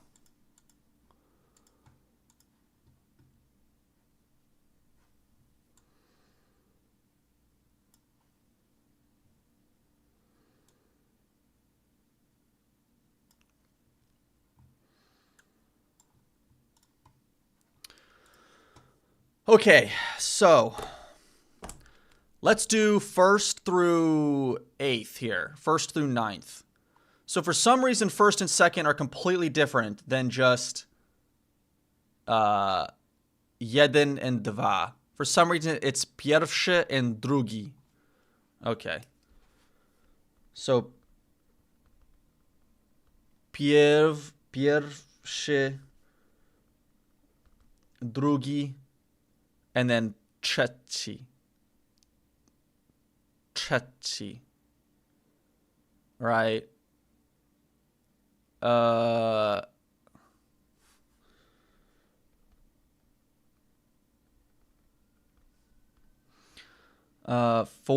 is czwarty. 5th is piąty. 6th is szósty. 7th is siódmy.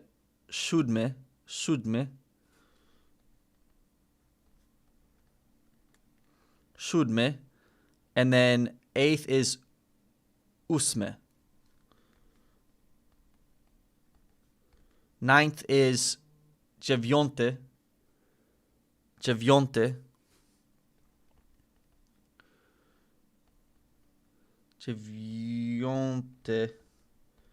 10th is dziesiąty.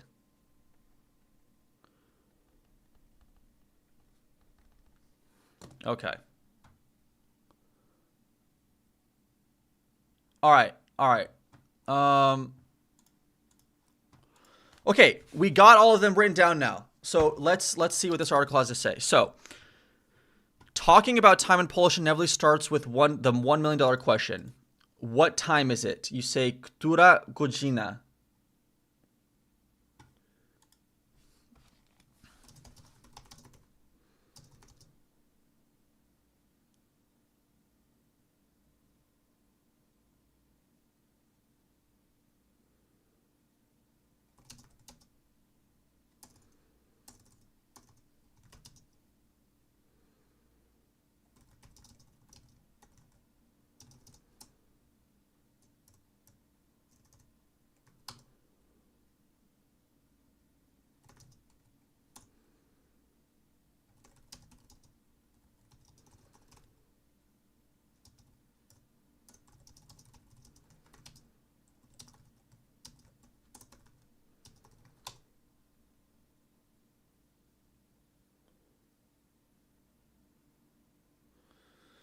All right, guys, hold on. Graf is sending me memes I don't understand.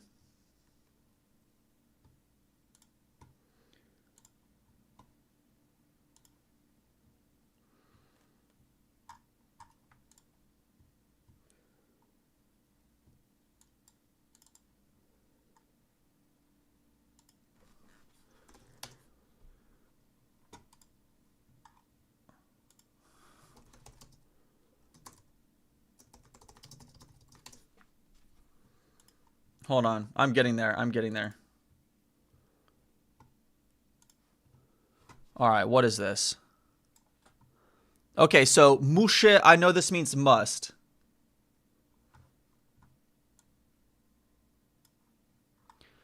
I don't know what this means. All right, I don't know what this means. Okay, so we got to type all of this into a translator. We got to type all this into a translator.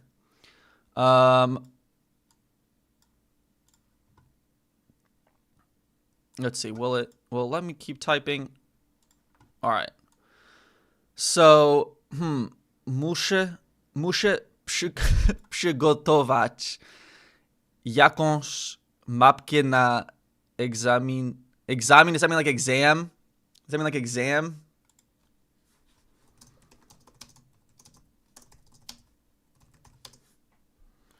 Okay, hold on. We got to figure out what this says. All right, hold on. So, muszę.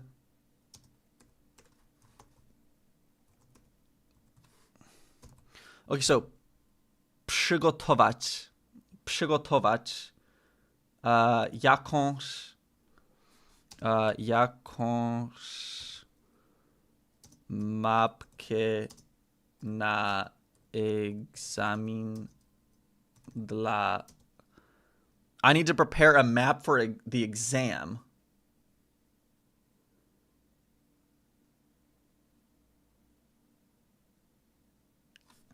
Does this look like me? Does this look like me? Like young me with no beard?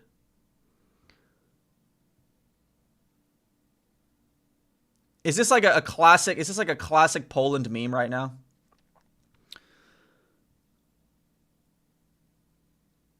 It's an old meme. This is like Bad Luck Brian era memes in Poland. Is that right? So pora na, so that means like time to, it's time to do this, time to, or what?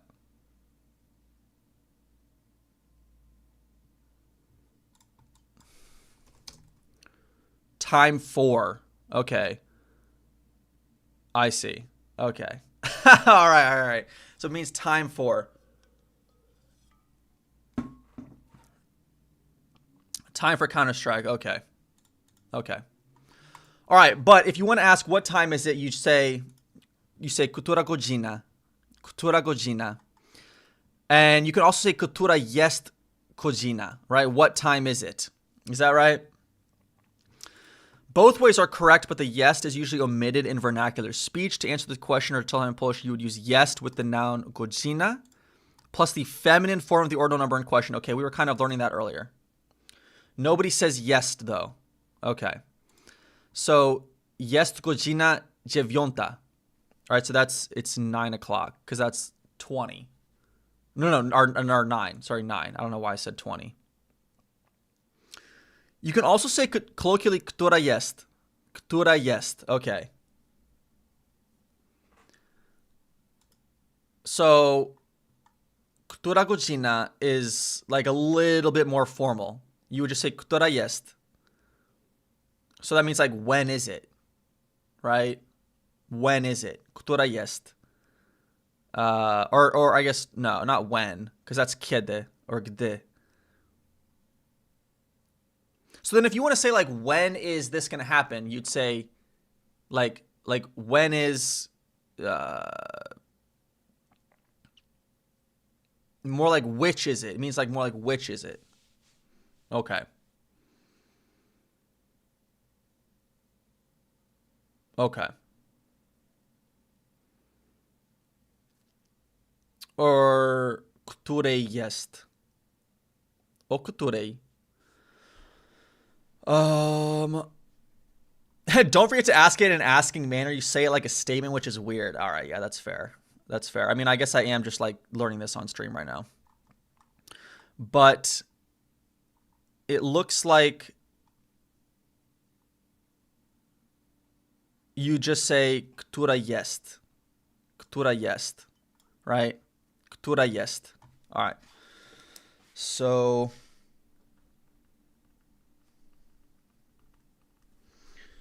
or you can say która godzina. No one says która jest. Która godzina. All right.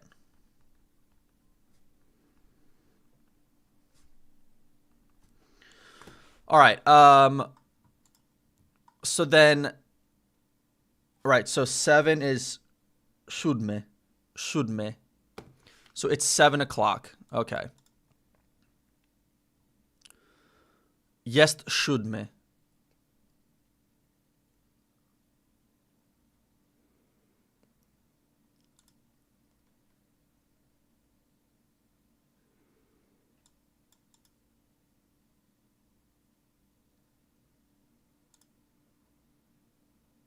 Graf is live? Okay.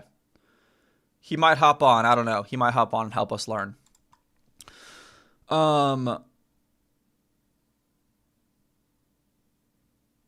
So now it's 8 o'clock. So teraz means now. And then it's 3 o'clock would be jest godzina trzecia.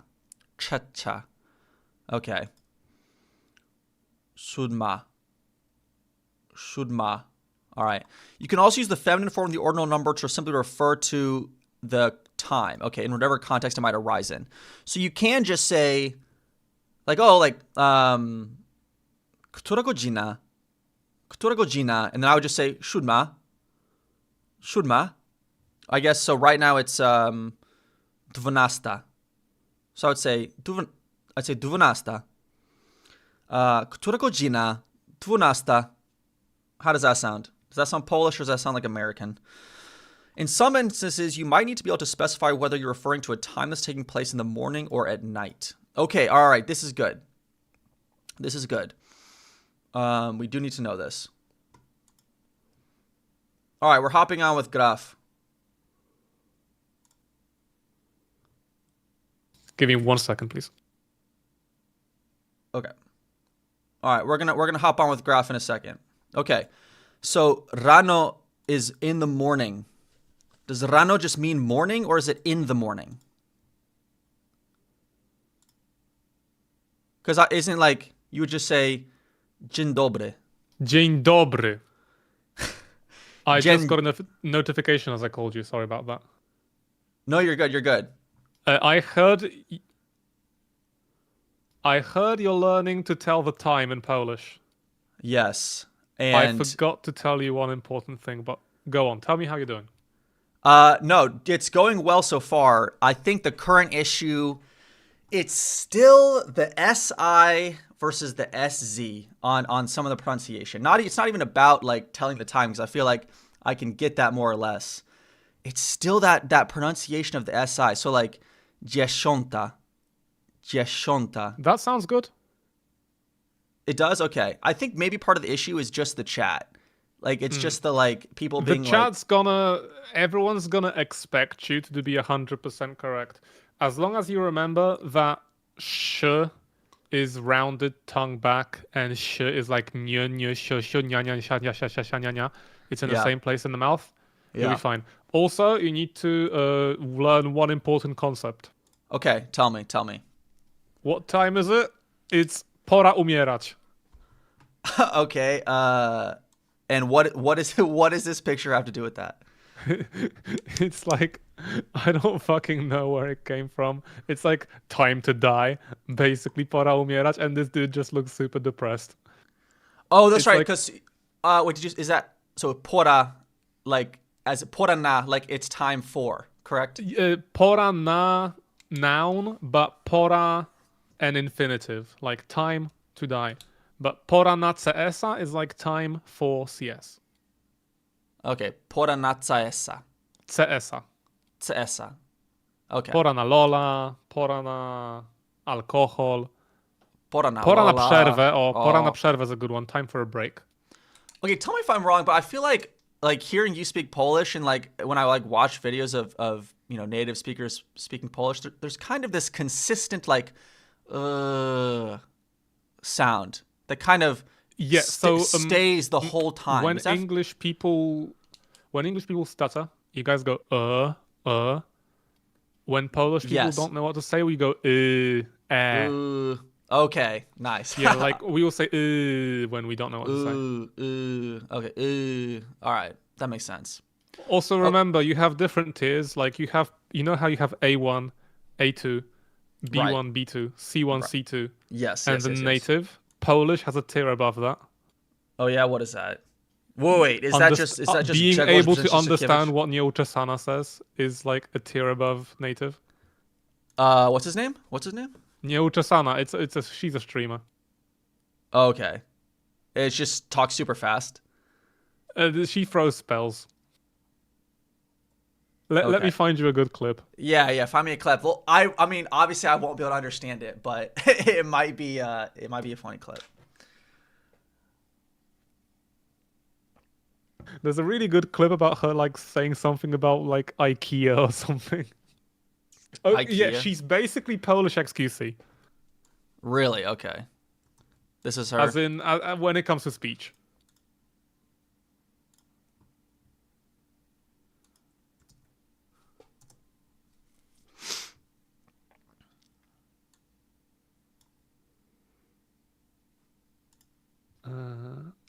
Przymierzamy sukienki. no, I zaklęcie think lista. I am ready. Mam 4. Biorę je wszystkie. Mam 4.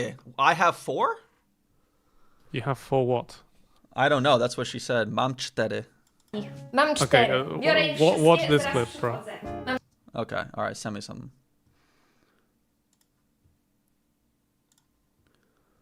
Idź w Jordle i będzie okej, jakieś natyfy, stękaj do przodu. Jest dobrze. Analizowałam.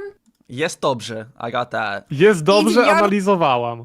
Like Ani- that's all I understand, bro. Jest dobrze analizowałem. Like I'm analyzing. Whenever a verb has a were towards the back, it's more than likely past tense. Right. Like analizowałem. So I was analyzing. Analizowałem, I analyzed. Analizowałam, Analizowałem. I analyzed, but woman. Oh, that's right. I was learning about that. Oh yeah, that's crazy that you guys have the gender and but not present tense, right? That's just past tense that it switches for gender. I'm trying to think. Right, like whether or not you're a guy or a girl, it's mam. It's ja mam. Yeah. Są like jakieś it's- słowa, które oprócz przeszłego się różnią płciowo kobieta, mężczyzna? Formą? Mężczyzna.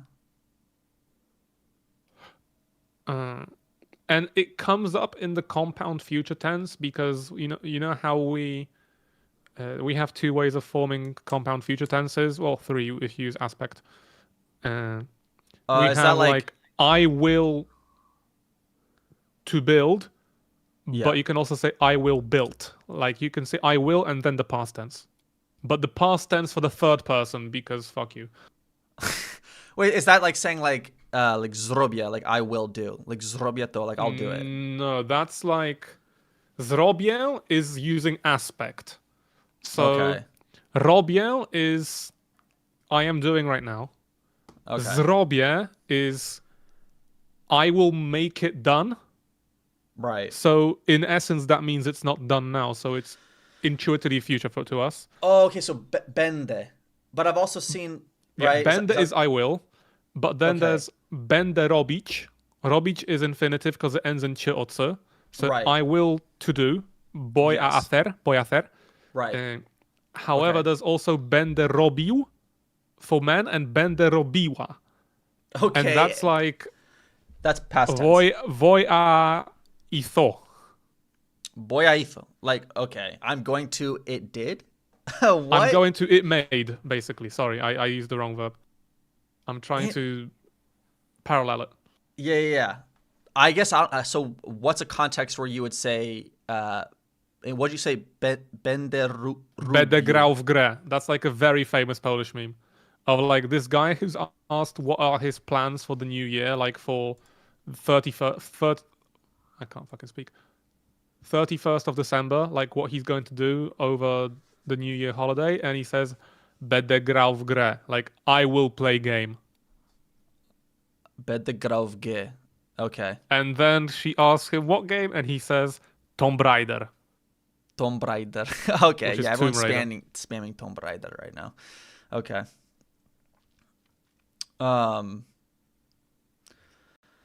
Okay, well, I don't know if you want to like go through this article with me at all, or like what you got going on, but I'm gonna be on for like another like hour 15, hour 20. So Are you live on YouTube, Twitch? I'm on YouTube right now. Yeah. Ooh, I am on your profile and I cannot see you. Ah, you have to go into live first. Okay. Well, I was supposed to stream Red Dead Redemption 2 today, but I can delay that. Don't worry. This is good content. Okay. All right. All right. Sick.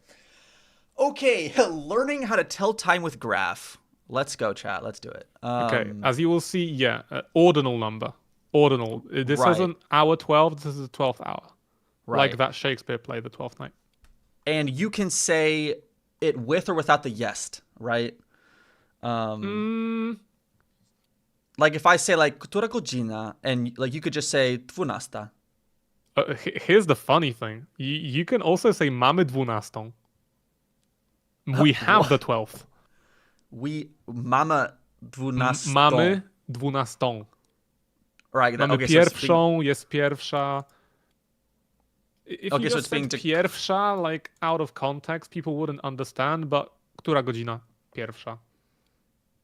so that's fine. That makes sense in that context. Yeah, mamy is very rare. Like you'd see it in books, like people with a stick up their ass might say it, but like Okay. people don't really say it. You can is just something to look out for. Okay. That's good to know. But most often you're going to hear it with jest. Yeah, someone pointed out, yeah, it sounds like a radio broadcast. Okay. Yeah, wybiła właśnie 19 w Radio Z. Mama 12. And 12 is like it's the accusative case, right? It's being declined. 12 be like instrumentative. Having is Instrumentative. instrumentative, I think, or kogo czego nie ma 12. Czym? Kim, czym 12? 12 łopatą. Yeah, it's instrumentative. Okay. 12 you'll want, yeah. Oh, that's right. You'll want the on. That's right. 12. Declination of... You can't read that word on Twitch, by the way. You can't read 12 in German on Twitch. You can't? Why? Is this some like Nazi thing? Because if you take the last letter off, it's like the worst swear word in Poland right now. Oh dear. All right, let's just avoid it then.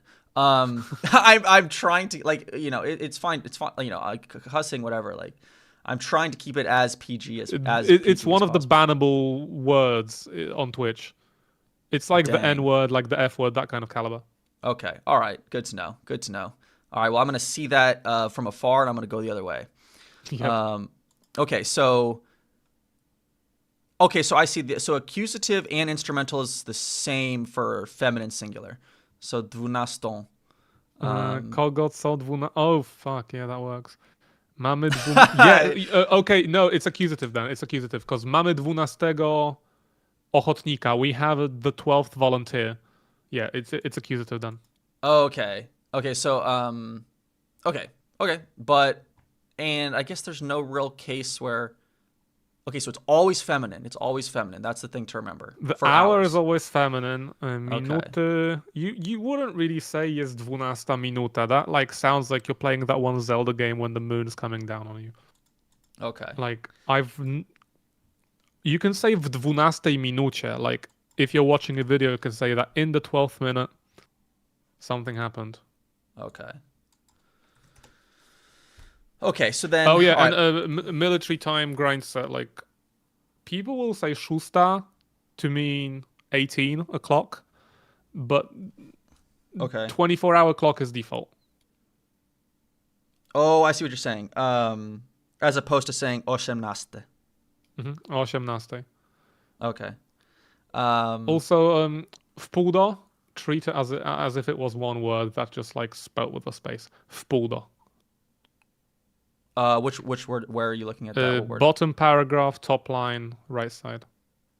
Oh, okay, I see. So to express wpół do. time using half hours, you use the phrase w pół do. W pół This do, is yeah. w pół do. Oh, that's right. Because I did learn earlier about pół. Okay, did you know that there were recent changes to Polish grammar made by like the official? 1933. No, a few days We ago. had a big reform. Really? Yeah, like a few days ago, they like released some new ones. Do I still have it New up? patch just dropped, boys. Yeah, literally new Polish patch. What was it? Wait. Changes- Ej, była jakaś reforma pisowni polskiej kilka dni temu? What the fuck? Oh, wait till you learn about w pół do komina. Okay. Like, What is która it? godzina w pół do komina. It just rhymes. It's like half an hour until chimney. And it makes no sense.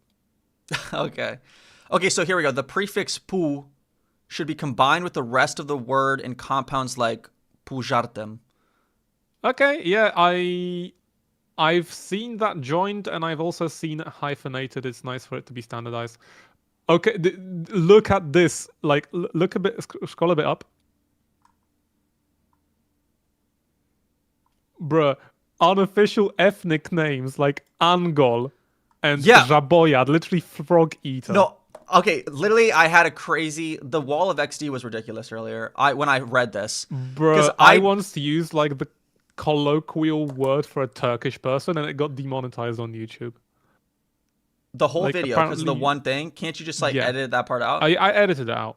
Yeah. That's crazy. Okay, I hope I don't get demonetized for saying Żabojad like 40 No, times you're earlier. A brand name should be spelled with a capital letter when referring to an individual specimen. Yeah, that makes sense. Denonyms referring to people from cities or districts with a capital letter. Oh, so like Ursynowianin or like Prażanin for like districts of Warsaw. Okay, I guess. The prefix nie should be always combined with adjectives and adverbs. I thought that was already a thing. I don't know. I thought they were talking. I thought earlier it was talking about like verbs, so like nienawidzieć. No, that's always been together. Like Right. But this is even with nie, adjectives and Alien, adverbs. to z końcówką AS. I've like even when done it when I did it separate by accident, people used to correct me that it's together. Okay, so this is kind of just formalizing something that was already happening in the language. Yeah, Okay. this is like a minor update. Greater use of capital letters. Okay, so fun fact. This is like GeoGuessr autism. Okay. Uh, All right. Warsaw and Łódź, the street signs look exactly the same. Okay. However, most of the street signs in Warsaw, the word street, ulica, is spelled with a capital letter, in Łódź is with a lowercase letter. Okay, well, I guess Łódź is correct because I guess this is the change, is that it says the exception being the word ulica, which remains lowercase. Yeah, but Warsaw doesn't really care sometimes. Yeah, that's fair. I mean, that's such a minor the thing. Who worst cares? thing about GeoGuessr between Łódź and Warsaw is Łódź has a district called Marysin, Okay. and Warsaw has like a sub-district called Marysin Wawerski. All right. But sometimes you get Marysin just on its own, and there's also Marynin, and I can't remember where it is. It's bad. That's crazy. I mean, we found the same city twice in Poland when we were looking at it last time. I don't think remember. two cities called Oleśnica exist. I know there's two Opole. There's two. There's like Opole and Opole Lubelskie. There's two cities called Ostrów. There's two cities called Nowy Dwór. There's two cities called Olsztyn. Maybe that was a Nowy. There was definitely something with Nowy in it. There's Ostrów Wielkopolski and Ostrów Mazowiecka, because for some reason the one next to Warsaw is now feminine. One of them's masculine, one of them's feminine. Don't ask. So the nominative form of Warszawa, that is feminine, right? Or do cities? how do Warszawa cities is female. Okay, so cities can have like gender, I guess. Mhm. Okay, I see. That's crazy. Cities 'cause can it's- also be plural. you can say plural like Łódź. No, as in you can have a city like Oborniki or Sanniki, and you say mieszkam w Sannikach. I live in these Sanniki. Okay, I see. Oh, the Yeah, city. and there's the- also the- like the- 400 different villages called Nowa Wieś, which means new village. Nowa Wieś. Oh yeah. By the way, anytime my pronunciation sounds like pretty weird or something. Don't like, just- worry about speaking first. Like you're going to have an accent, whatever you do. You can't fix your formants. Just speak Well, a lot. I think And if like some Maciek from chat tells you that your sh is not 100%, as long as it's 80%, you're fine. Because I guarantee he can't get it 100% every time. you said Maciek. Yeah, Maciek. What's that? Maciek is like a name. It's like Matthew in Polish, but like on Twitch, if someone backseats you and like if he spoils, like if you're playing a game blind and he's spoiling it for you, then he's Maciek. Okay. And what he does is called Maćkowanie. Maćkowanie. Oh yeah, Matthew is Matthew is Mateusz, then Maciek is it's like Mike. It's like little Mike. Little Mike. Oh, right, the ek. No, right, Maciek. fucking Mike is Michał. What the fuck is even Maciek? Yeah, actually, I was that's what I thought actually. Michał. It's Maciek. Maciek. Like we have some names, like the name Wojtek is very common in Poland. Like everyone knows a dude called Wojtek. And like you the bear? We were learning about Wojtek the Yeah. bear earlier. Mish Wojtek. and you look up what the English equivalent to Wojtek is, and it's fucking Adalbert. What? Bro sounds like he's 160. Yeah, true. I like the literal translation though of Wojciech, which is like war enjoyer or like battle Yeah, enjoyer. Woj like wojna and Czech like cieszyć się, yeah. Yeah.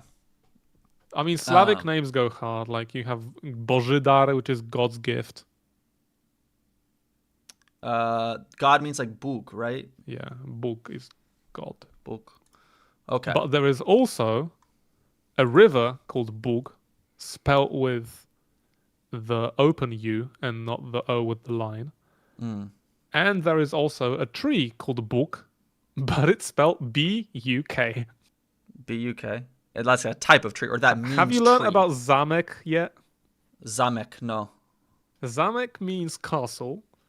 Zamek also means a lock, like a lock on a door. Okay. And it also means like a zip or like a way to close garments. However, the last one is fading. Like I would say suwak. Suwak is like zipper. Oh, like zipper. Okay. But Zamek. Man, what was that one? Małek. Zamek Małek? Or no? What was Wujek Kujek? What's that red castle we looked at last time? Malbork. Malbork. So you'd say Zamek Malbork. Zamek w Malborku, I would say. The castle in Malbork. W Malborku. Okay. Okay, all right. I have some questions about some of this time stuff. So Go on. Sorry, I did so- sidetrack a bit, but I like throwing what do you call it? Ciekawostki. does that mean rabbit hole? Interestings. Okay, because my propensity for falling down rabbit holes, I really need to reel myself in. So we're gonna Fun facts, try yeah, our best. trivia. Okay, so rano, that specifically means in the morning, right? It's not like just saying like dobre or not dobre, dzień, right? Yeah, dzień is the day, rano is the morning. So pierwsza rano is 1 in the morning, so as in like, you know, it's dark out. It's an Okay. hour past midnight. Okay. Pierwsza po południu is like 13 o'clock. Okay. And then of course it has to I be was also different gonna for Oh, while I remember, yeah. we have 2 words for day. Oh, dzisiaj, right? Dzisiaj and No. Dzisiaj means today. I will today. explain it like this. Dzień is a day.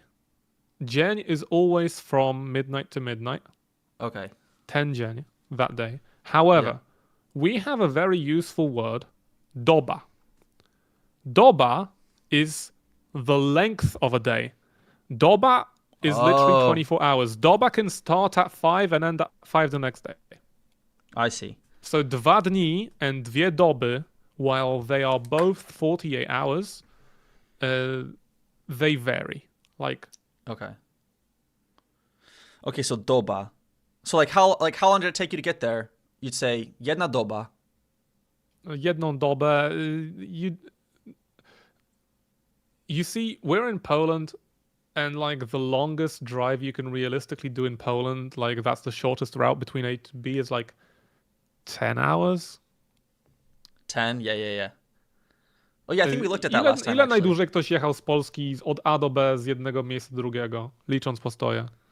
Z 10-12 godzin max chyba obecnie, co? Oh yeah, and you have doba hotelowa, which is like hotel doba, which is from check-in to check-out. So it's like from 3 p.m. until 11 a.m.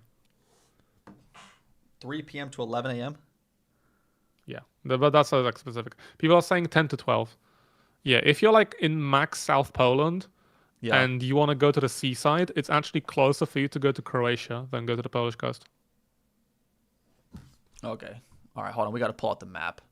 I feel like I'm decent at geography, but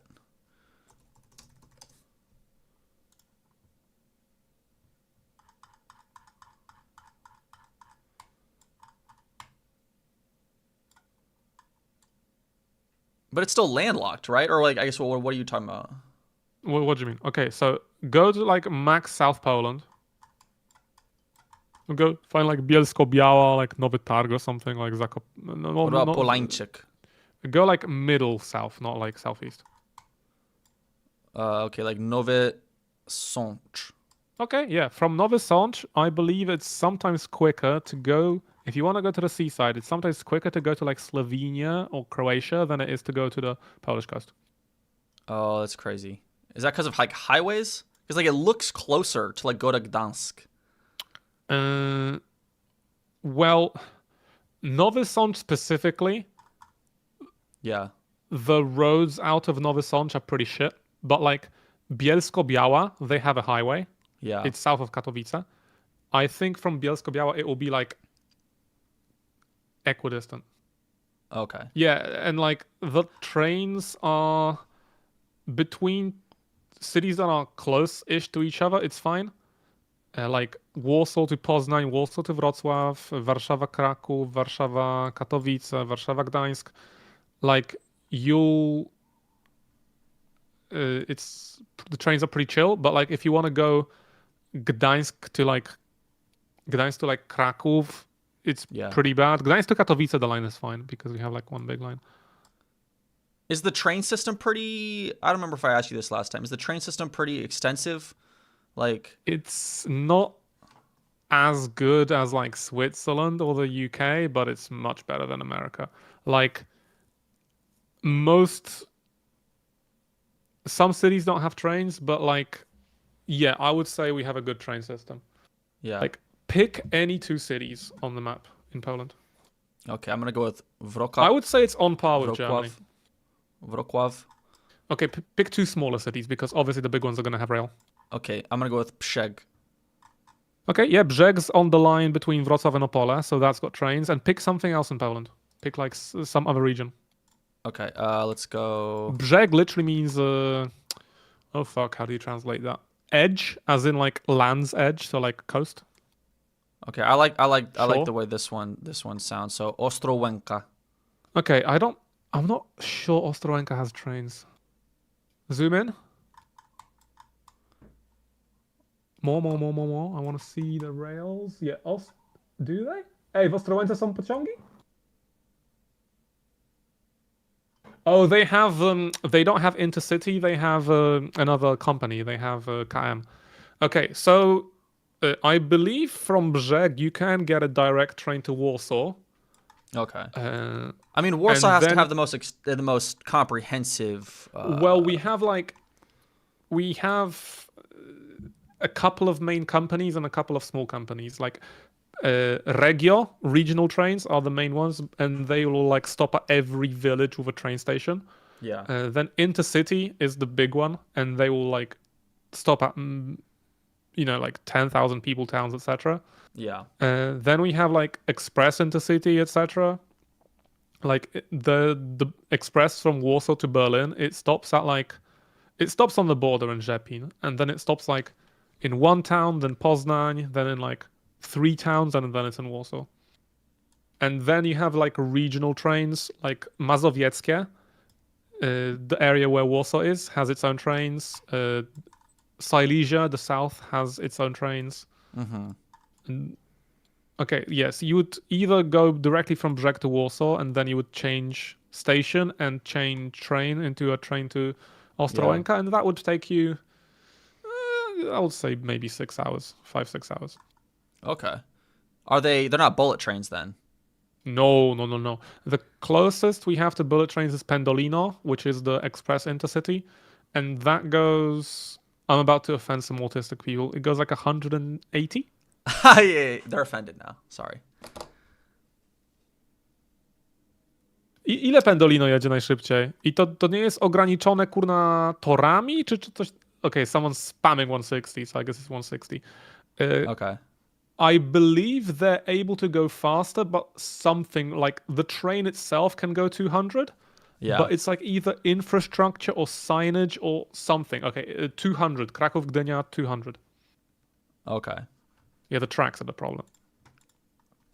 Okay. Bro, you want to go on an excursion? You Of need to course. see the Białystok Fabryczny railway station. White. It's for sale. You can buy it. You said Białe? Białystok, one word. Oh, dang it. That doesn't mean white, does it? It does. Okay. White. Białystok. What's stock? Like the side of a mountain. I finally have the Polish. Oh, it's a city. Keyboard. Yeah, Polish Białystok keyboard, yeah. Fabryczny.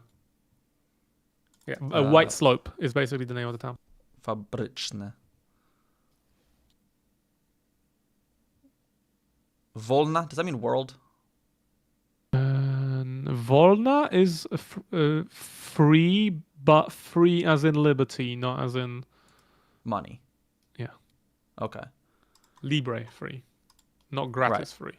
Right. Libre. Okay. You'll want copy and paste the name and just paste it into Google Maps. Okay. Oh yeah, and wolny in Polish also means slow. Wolne. And there's like a joke that like a guy goes into an internet cafe and he asks and click on the picture on the top left and just scroll through the pictures. The big picture you've got. So he goes into an internet cafe and he asks, "Do you have any free computers?" And the guy's like, "No, only fast ones." This train station looks rough. I don't know. Yeah. And It's just there empty. used to be a It still train looks station abandoned. outside of Kalisz that looked like this. I believe Lubawka still looks like this. I, at one point, had a stream where I was trying to find the shittest railway train station in Poland, and Is it this was like this? top 3. Okay. This was definitely top makes three. it. All right. It was this, some place outside of Kalisz that they now made into a library, and Lubawka.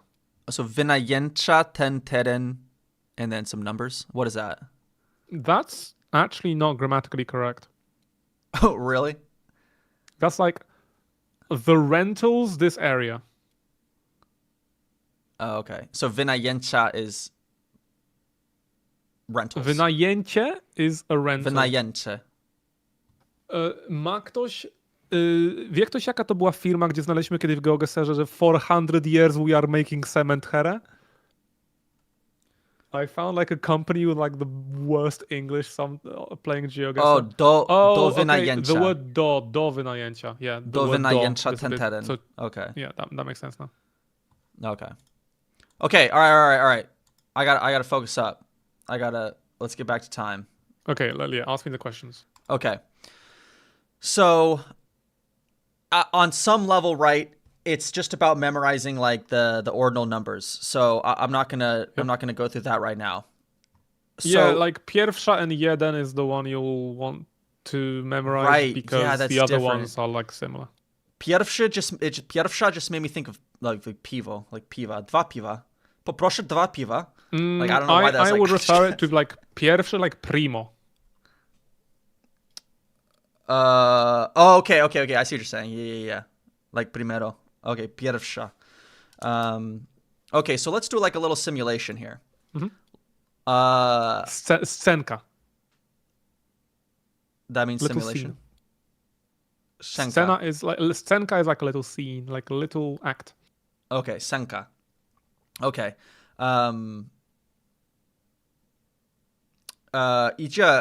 Idzie robić senka. Like let's do a scene or something like that. Zróbmy scenkę. Zróbmy senka. All right. I don't know you. All right. I'm on the streets of Warsaw. And I really need to know the time. Okay.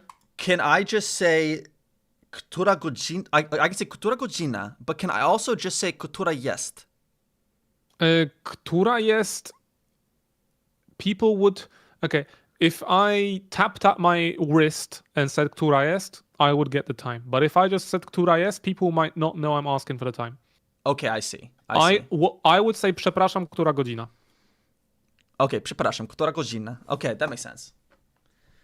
But która jest is like much like if you specifically know you're referring to the time. Because Yeah, która if you means know like you're talking about which. the time.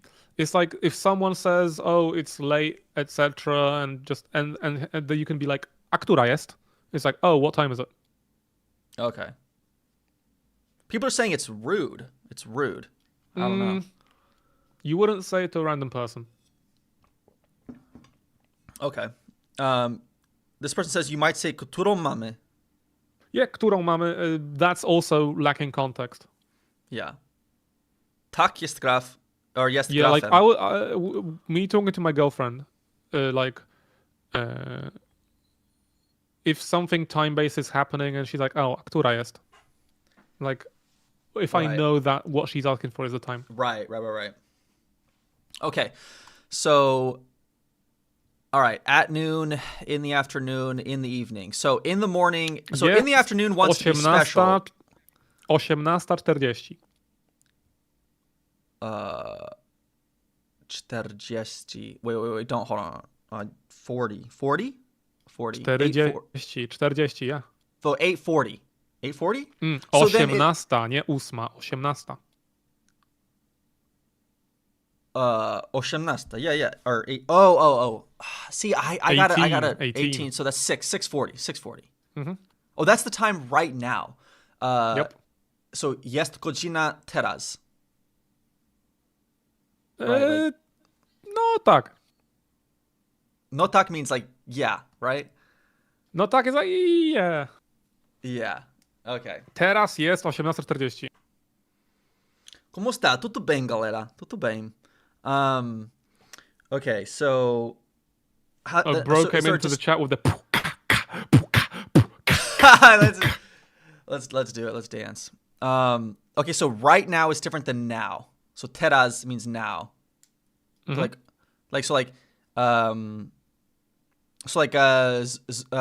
robisz to teraz. Like, what are you doing right now? Like, robisz to. Co robisz right. teraz? Co robisz teraz? Co robisz? ¿Qué Oh, that's right. So, haces ahora? right. Okay. Teraz. But there's no. Is there a distinction Uh, for like because like in Spanish right, you have ahora, you have like ahora mismo, like right now. You know what I'm saying? Okay, so for ahora, I would just not say anything in Polish. I would also be like, co robisz? Co teraz robisz? Is more like, what are you doing now? Co robisz w tej chwili? W tej chwili is like in this instant. Okay, w tej chwili. W tej so- chwili. Okay, so Wow, that's the- crazy. It means chwila? in this instant. yeah, so w tej chwili means in this instant. However, if you ask someone to do something and Yeah, they yeah. say chwila, they're telling you in a moment. So it means at this moment, basically, yeah. Okay. Ooh, so they're saying they'll do it. I'll do it in a moment. Mm-hmm. So chwila is the nominative Za of moment. moment. Za moment, I think, is the proper way. Za moment. Za moment. Okay, so co robisz w tej chwili? Like, what are you doing right now? Streamuję, rozmawiam z Joe Zapińskim i uczę go polskiego. I'm streaming and I'm helping Joe Zapinski learn Polish. I'm talking to him and I'm teaching him Polish, yeah. Wait, did you use mówić? Rozmawiam. Rozmawiam. Rozmawiam. Rozmawiam. Yeah, mówić is to... let me get this right. Mówić is to speak, rozmawiać is to talk or to converse. But I There's thought nuances. powiedzieć. I guess there's just different words for it. There's nuances. Okay. So I don't streamuje. know the direct translations ever. I Yeah. vibe the difference between speak and talk in English, and I vibe the difference between mówić and powiedzieć in Polish. Okay. Yeah, you know it's funny. I ever since you mentioned talking about like when you say like pivosh or like sałatkarz, like you add the ash like and like the Rozpierdalator. what was that thing you said? Oh my god. Piwosz. Dang, Someone in my I'm chat said this forgetting is right me now. It's like on- it's like a common like streamer kind of phrase right now. Something about struggling in a bag or Syzyf? no. Męczennik? No, it's like a whole phrase. Widzowie Trudne się wylosowało. Trudne się That's it. wylosowało, Trudne się okay, wylosowało. okay. It's Yeah. like you're vibing it out. Like that's not what that means, but like I think when you brought that up to me, you were talking about how much of Polish is like you kind of just have to vibe things out. Yep. Okay, w tej chwili means at this moment. All right, it's time to transition to figuring out this schedule. I made up a fake schedule to go over. So Okay. wake up. Wstać. Stać. Okay, so is Wstać, that just stam? the same word for I wake up, and the same word for like if you're sitting down and you're getting like standing up. Oh, same like word. levantarse. Okay. Levantarse. Okay, so And yeah, obudzić się. Okay, obudzić się is to awaken from slumber. Wstać is to get out of bed. Oh, okay. So I guess more specifically, I would say, But people do say wstać when it comes to like when you woke up. okay, so obudzić. Oh, whoops. And then it has the she on it. Yeah. Obudzić się. Się. Okay, so, Yeah, you don't need to nail on nuances exactly. all right. Budzię się. Się. Budzię się. Budzę się rano. Budzę się. Budzę się. Budzę. I don't know. It seems like everyone tells me to just not worry about the E at the end with the... Only at the end of an utterance. If it's the last thing budzę coming się. out of your mouth before a pause, you do the on. If Okay. not, leave it. Budzę się. I would say Okay, budzę so- się rano. But budzę się... Okay, się is a special case. Okay. Się, some people don't ever do L. But like budzę się. Yeah, I would just say budzę się. You don't have to say budzę. Budzę się sounds weird. Budzę się is fine. Budzę się. Okay. So budzę się and then at O. and then Oh, and then okay, so I'm gonna have to do a whole video on like all the prepositions and like when they get used because it seems like sometimes it's po, sometimes it's like za. Like I Po don't know. is after, za is behind. But it also means You like can say for. budzę się po 8, and that means I wake up at some point after 8. Oh, okay, because po you just said is after. Mhm. But it also means like by. Right. Po trochu is little by little. Po trochu. Po polsku, I speak Polish. Right. Like po polsku means like in the Polish way. I think I remember looking that up, like more specifically. Yes, that's actually a very good way to explain it. Yeah, mówię po polsku, mówię po angielsku. Like I speak in the English way. That was one of the first things that blew my mind, I think. Okay, so Yeah, budzę się. I've never heard it that way, and I really like that. Okay, so budzę się. Well, unfortunately, you can thank AI for that explanation. All right, so budzę się. Skibidi. Okay, so ósmy. 8. Okay, so now we have to decline it now, right? That's what I was thinking. Okay, so budzę się ósmej. O 8. O ósmej. Like that.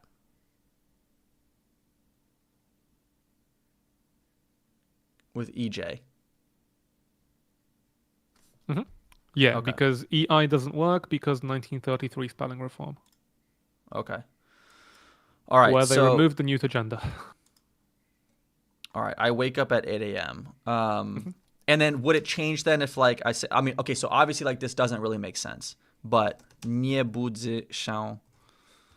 And then now it would be something else, or is it still ósmej?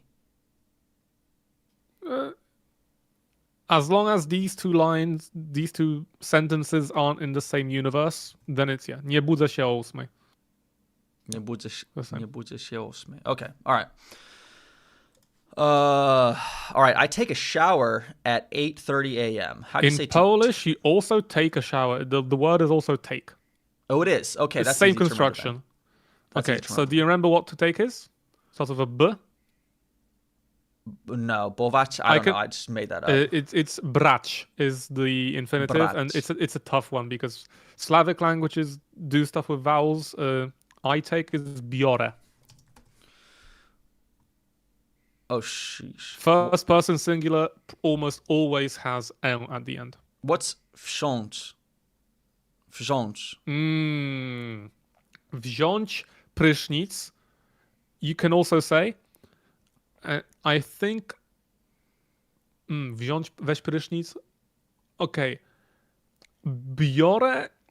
Bierz prysznic to me sounds like if someone's handing me the actual shower AirPod thing that the water comes out of. Okay. We say słuchawka sometimes, like we say literal headphone for the shower part. Shower Okay. head. Bierz prysznic, it sounds like an order. Weź prysznic sounds like a suggestion, but that's a nuance. Both work. The ultimate is both work. Okay, but b- more colloquially. Wziąć and brać. Yeah. Biorę prysznic. Okay, so then this is just the nominative shower. Biorę. Okay, wziąć, you don't have. I can't for the life of me figure out how to conjugate wziąć in present tense. I don't think it exists. Someone is saying that that's perfective of brać. And then brać is imperfective. Yeah, biorę prysznic. You can't conjugate wziąć in present tense. Okay. And then, You can't say like wezmuję prysznic. That sounds stupid. okay. And then here it's for at, that's still the o, right? O. And now I'll use the pół, right? For like half. Right. So like, I would say- 8:30. oh, you would just say 30. Or could you say sypół? Like, 8:30. O 8:30. We go to the next hour and take away. Oh, okay. You can't use perfective verbs in present tense in Polish. No ja tak miałem, kurna. Okej, no ja mówię, no biorę prysznic, tak. Ktoś mi mówi, że wziąć i ja to staram się odmienić i mówię, kurna, przecież się nie da. I think you said mówię somewhere in there. Yeah.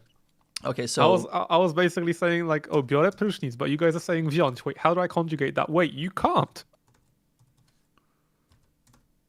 I think I just spelled that wrong. 3:40, new number unlocked, boys. 30. 40. 340. 340. 3040. Okay. That's how you spell it, right? Throaty. Throarty. Okay. All right. New English. 40. Put that on a shirt. Someone put that on a shirt. Okay. So It's like Russian has like the numbers in Russian are like 20, 30, and then 50 is 50, 60, 70, 70, 80, 90. It's like they sound fairly Polish, and then fucking 40 is just Sorok. okay, well that's how I felt about 99, 100. Yeah, 100 is it's just 100. Yeah. Like it looks hilarious. Like Also, okay. I have it written down. 30, no 8 z 30. Oh, there's no Z? Nope. So it's just like that. Right?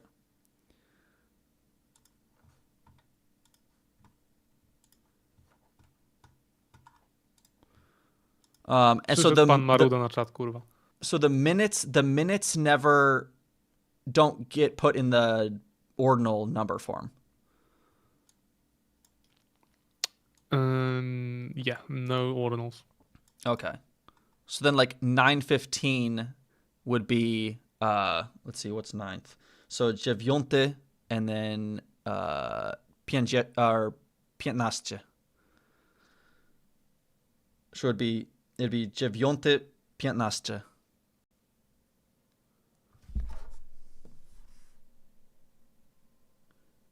Kwadrans, I'll be honest, kwadrans is not a word I use. Like, I live a perfectly sane and happy life without using the word kwadrans. Perfect, safe and healthy life. Dziesiąty, or no, dziewiąty. Dziewiąty, and then 15. Apparently, kwadrans is posh. Yeah, I guess. So how in English you have like posh accents, and like when I speak like this, people will think that I am upper class. In Polish, we don't really have that. It's maybe like the words you use. We don't really have something like that. Yeah. And So- yeah, the only people are saying kwadrans studencki. That's like a phenomenon. Like if your university teacher is 15 minutes late, you can just leave. So that works. But yeah, Oh, classic. kwadrans That's people don't really okay. use. Hold on, that's a classic like meme in the United States. Like is like the kid that like the kind of I don't know the kid that gets in trouble, the class clown all the time, being like, oh, you know, if the teacher's not here in 15 minutes, we can all legally leave. Like they can't stop us. But Okay. What do you? Don't look at chat. Look at all the time words. Look at all the hour words you have. yeah. What Oh, letters A, do they end with? A, right? A, Mm-hmm. right? Because of that. Okay. So dziewiąty, 15. 15. Okay, so osh. Oh, actually, didn't I had one of the declension tables pulled up. I thought, but that's the. I don't we think deci- I've ever seen a declension table for Polish, like a general one. I've seen specific ones, like what's one word that I looked up once, like koszt, the cost of something, because like some people say koszty, some people say koszta for like Kosz. costs of something. Apparently right, koszta right. is wrong, but apparently it's right. So like I looked up once. ile koszta, or ile kosztowa, right? How much does it cost? Ile kosztuje? Kosztuje. Kosztuje. Is there any Uje way to is know like- when it gets the uje? Uje, I would say, is like multi-tool. Like whenever you want to just MacGyver a verb out of an English word, you just add uje and it usually works. Okay. Interesting. Like streamuje.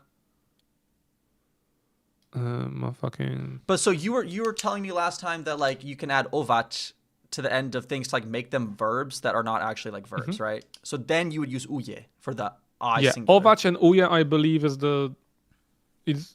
Is there any exceptions? I believe ować and uje always go in the same. Always go together. Someone said Fituje, spamuje. something says Spamuje. boxuje, troluje, pushuje, like in games if you're pushing. So I could say, Testuje. ja lubię spamować. Mhm. Like, Lubię spamować. Okay, all right. Nie lubię spamować. Sladować. Troluję. Jestem Yep. trolem. Right? Right? Jestem Kurwa, trolem? dokładnie, jesteś trolem, tak. Co? Gówno, 1-0 dla mnie. Okay, so this A for the time, is it referring to genitive, dative, or locative?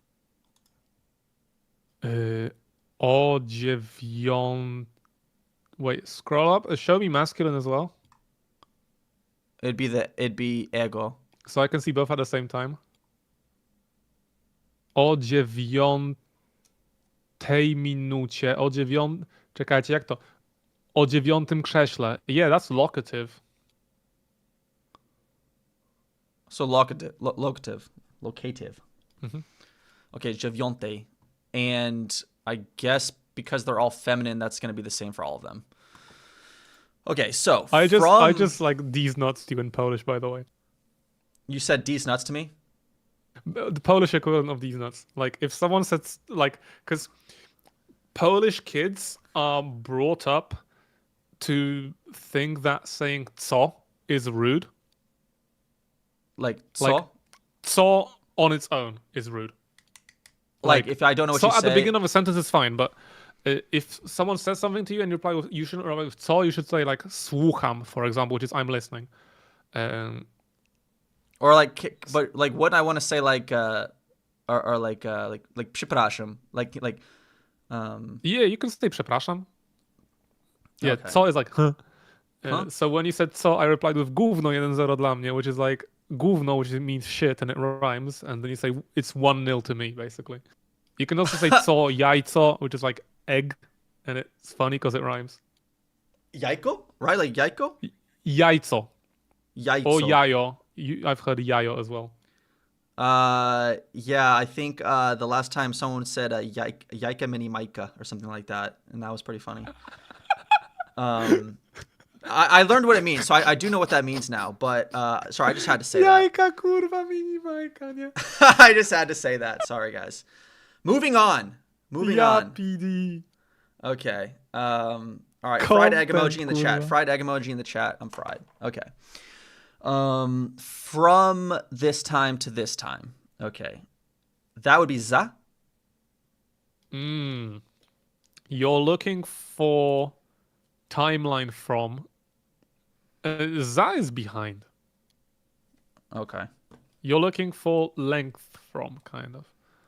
The words in Polish, you are going to enjoy them. Do you want me to tell you? Of course. Od do. Od do. It's Od fucking do. mirrored, bro. Oh, as in, it's like odd, and then it would be dziesiąte. Or Od no, dziesiątej. dziesiąte. Yeah. Dziesiąte. Od dzieś. Oh wait, no. Yeah. Dziesiąte. And then do. And then dwunasta, right? Dwunastej. Dwunaste. Ah! Okay, alright, that's right. Dwunaste. Yeah, za 10 minutes is like in 10 minutes, and there's also za with double Z at the beginning, and that's like from behind. It's not used in time. Okay. Od dziesiątej do dwunastej robię and then videos. I guess it's just video. Robię filmy. Film. Okay.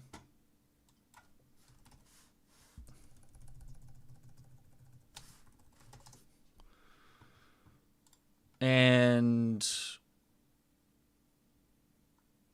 it's plural. So filmy. Filmy. Okay. Robię filmy. Right? Yep. Okay, and then I guess this isn't an exact translation, but like Robię is I do films. People will Right. understand it's not correct, but let's just leave it like this. well, so I work on, like I'm working Pracuję on, nad. I work above films. but Nad that would mean the same filmami. thing. But that would mean the same thing. Mhm. People are saying pracuję nad. Yep. Pracuję nad. And so nad is the preposition for above.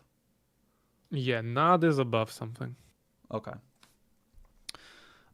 Od 10 do 12 pracuję nad filmy. Okay. Filmami. Filmami. Yeah, filmami is the declension is kurwa, że ja przypadki znał kogo, czego, Instrumentative. na kim, na czym. Yeah, instrumentative. So I work on with the Yeah, I guess. Instrumentative not only with, but using the films. So does nad always trigger the instrumentative?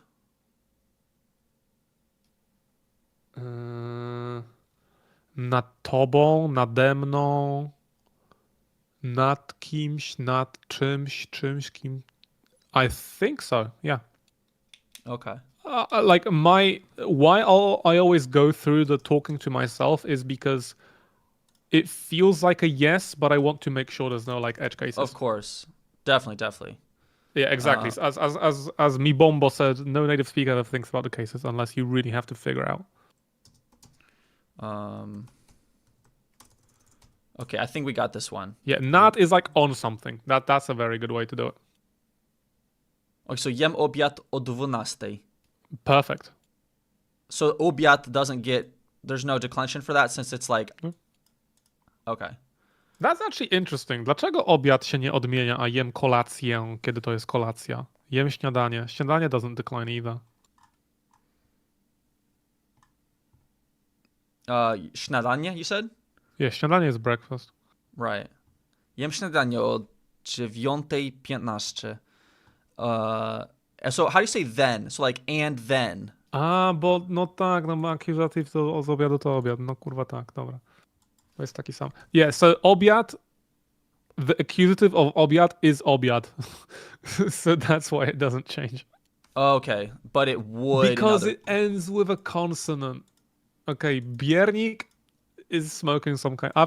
I'm learning stuff about my own language. This is That's- instructive for me. that's one of the things I actually love the most about like my channel is like people comment that all the time. They're like, "Oh wow, I didn't even know that about my own language." I'm like, "That's sick." So, but if it was I don't eat lunch, doesn't it switch to jadam? Like nie jadam obiad? Okay, yeah. So if you regularly eat lunch at 12, yes, jadam. However, jem is also just as good. Like if you were like describing your day, Yeah. yeah, jem obiad o 12 is perfectly fine. However, jadam is like I'm in the habit of eating at 12.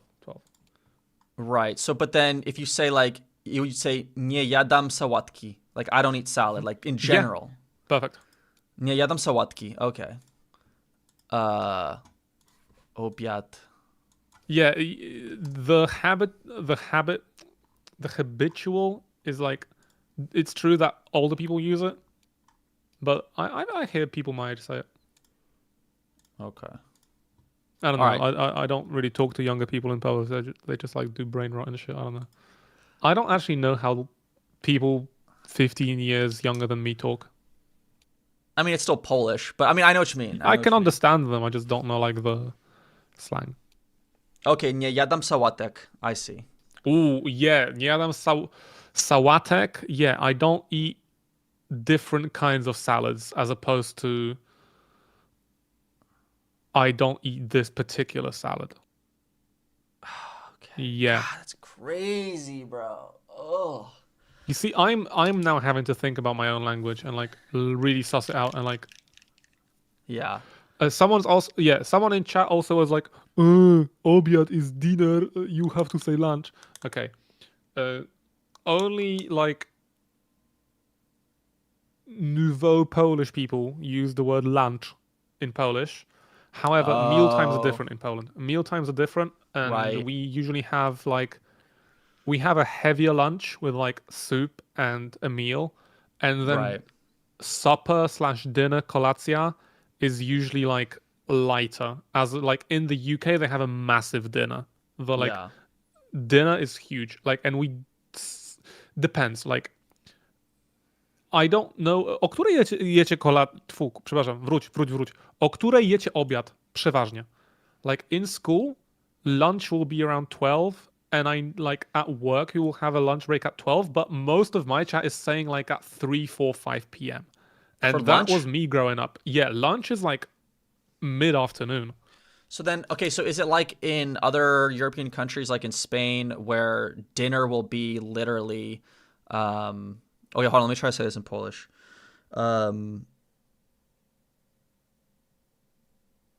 Wait, what is dinner? How do you say dinner? Kolacja. Colacja. Okay, so, And it's funny because colazione in Italian is breakfast.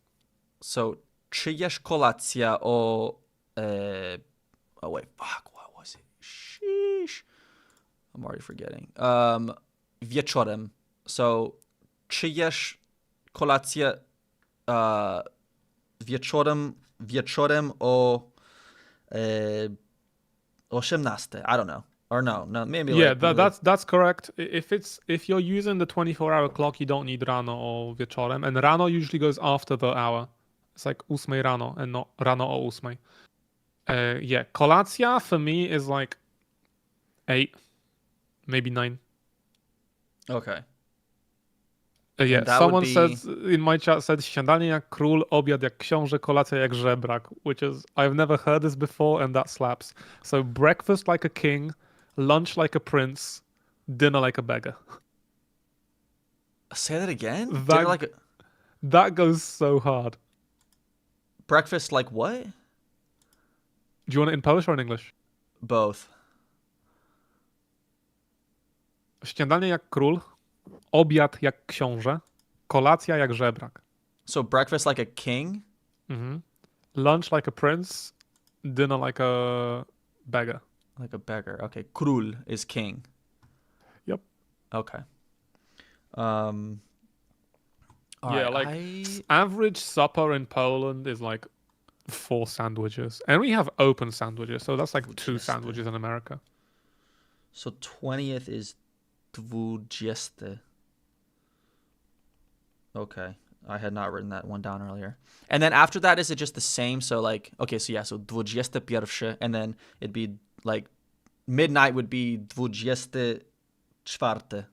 24, yeah, but we just say północ, half night. Północ. Oh, okay. Midnight is północ. Okay. All right. What else does this article have? So, Oh yeah, król comes. Someone in chat wrote this. I thought it's farmazon, but it's actually true. The word król comes from the name Karl for Charlemagne. So our word for okay. our I word see. for king is literally descended from Karl. Hell yeah, from Charlemagne. And then we have królik, so little king.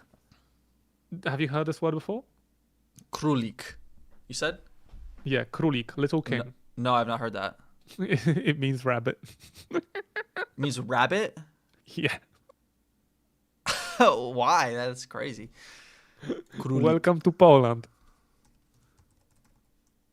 Królik. Is that how you spell it with the O with the accent? Królik. Yes, indeed. All right, hell yeah. All right, we're getting it, guys. We're getting it. If you want to be like the proper Polish words for the two u are u otwarte and u zamknięte. So the open u and the closed u, and you can probably figure out which is which. Yeah. Okay. Okay, so let's barrel through the rest of this because I have to go in like 20 minutes. It's 3:30 and then 3:15. For some reason, it's fupudo versus they use po as opposed to do. Yeah, wpół do is half until. So if you want to say 3:30, you say half until 4. Okay. And then you say it's 10:15. Okay, I see. Jest 20 po 10. Yeah, it's 20 after 10th. Okay. Guys, I'm fried. I'm not gonna lie. There's always some point when I'm like learning that like all like this sentence, it starts to just it all comes together into one Polish looking word. But that's okay. All right. It's 5 till 8 o'clock. So you said za is after, right? Za is behind, and Behind. za is, in this case, za means in. In 5 minutes, 8th.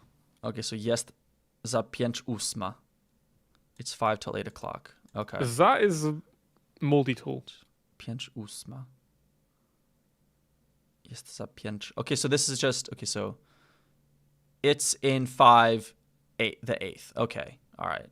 It's 5. You've got supporters in my chat. You've got like Polish streamers coming in saying they watch you. Oh hell yeah! Thank you. I know Aviso TV reacted to a couple of my videos. Do you know that guy? Who? Say again? Aviso TV. Oh yeah, I saw him on Sunday. We had like a big streamer awards in Poland on Sunday. He's a good friend of mine. Oh really? Me and my girlfriend met in his chat. That's crazy. Like you Like, were. How? Like I guess I was how's that even streaming with work? him, and we were just talking about life. And she was watching his stream, and she messaged me. That's crazy. So you were already like a YouTuber at that point. You were already like Yeah. Okay. And Is she your didn't know girlfriend who a the fuck I YouTuber? was. She didn't know. No, she didn't know who I was. She was like, "Oh yeah, this dude sounds okay. I'll talk to him." Yeah. Is she a YouTuber? No. No. Okay. You really like the Boiler Room Kotłownia, which origins from Kotły, but for a long time I thought it meant Kotłownia. Boiler Room isn't like the DJ sets, right? Is that what you're talking about? No, kotłownia is literally the room in your house where you have the boiler. Okay. Aviso's And name there's is also Dominik. Szymon Kotłownia. He's a Polish politician. Okay. Who are the other? I just want to mark it down so I can like look at their stuff later. Who are some of the YouTubers? Well, Aviso TV. Oh, the guys in my chat. Yeah, Veza. like WEZA. Mm-hmm. And also Okay. Birtek. Like Bartek, but with Birtek. Like beer BIR or BEER. Birtek, a nie Bertek.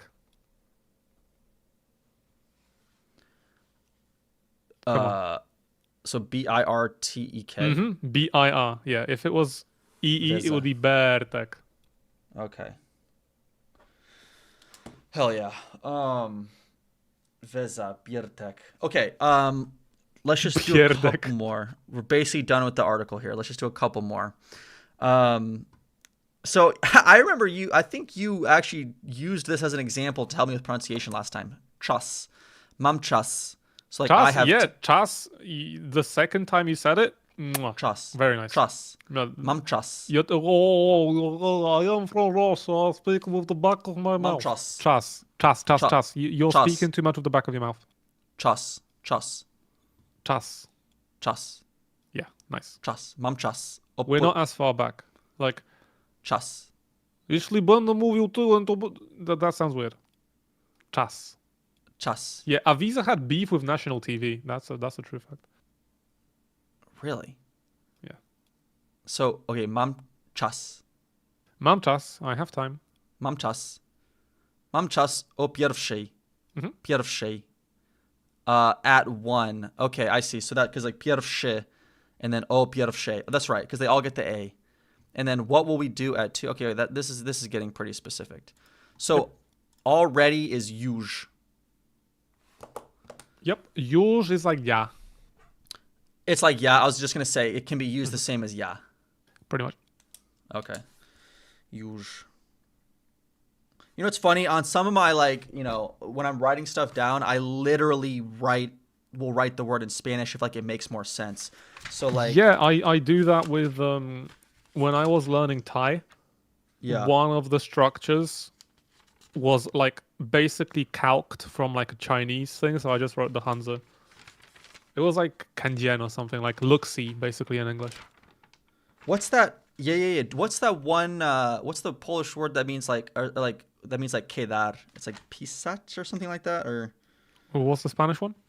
quedar, like to stay or like to remain. Zostać? Zostać, maybe. Yeah, probably.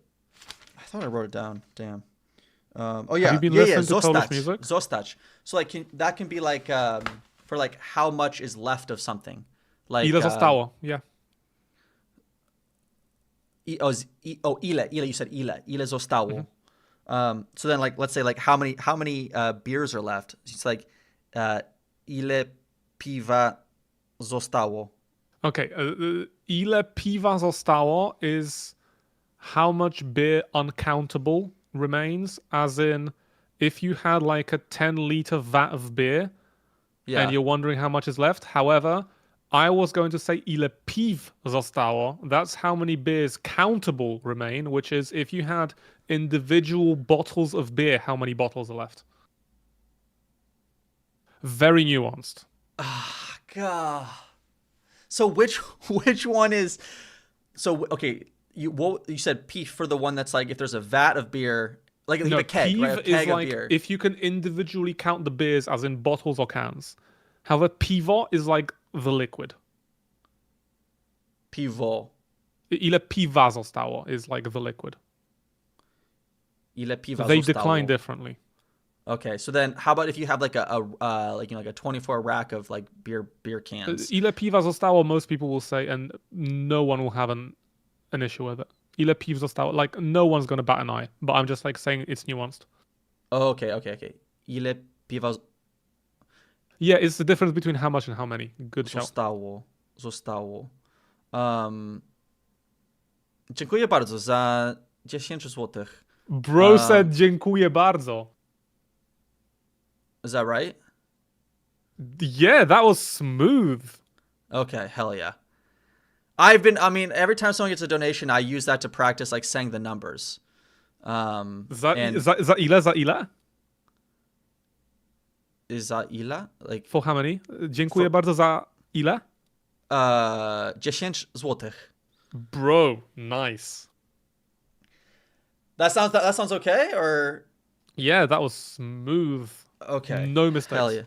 Hell yeah. How do you say hell yeah? Piekło tak. Oh boy. Oh boy. Wait, what? Say it again. Piekło tak. Piekło tak. Piekło. Oh my Piekło god. tak. Piekło tak. No way, bro. It's better to say bardzo dziękuję. Is it? Dziękuję bardzo.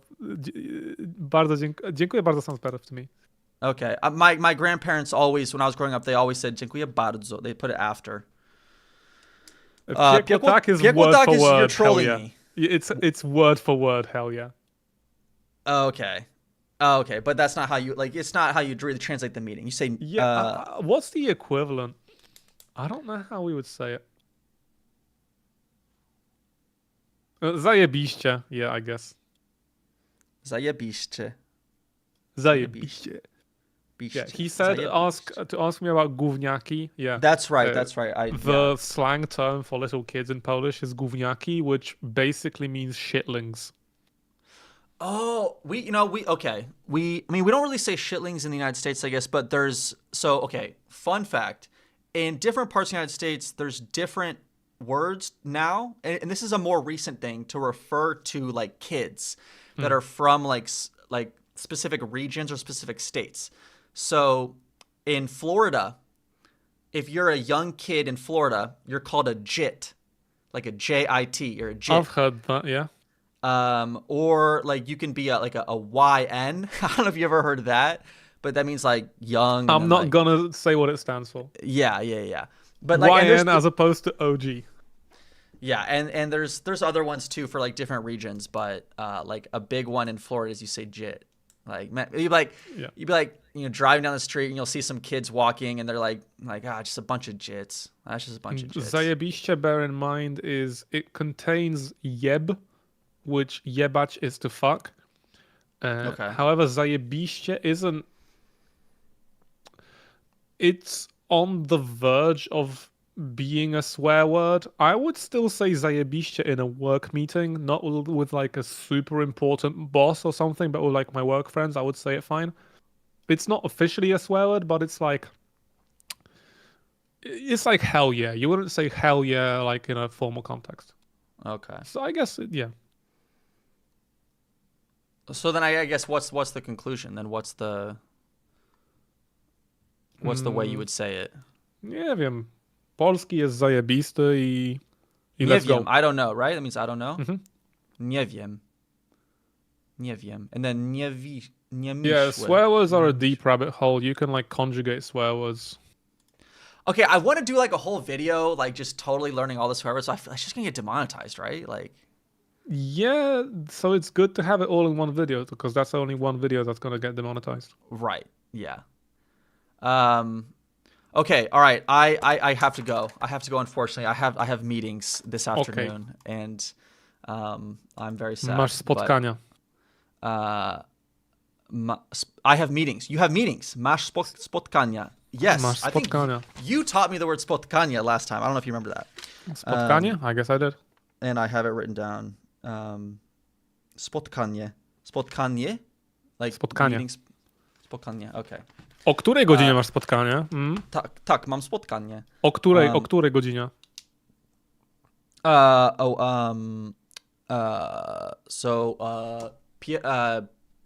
Pierwsze spotkanie jest o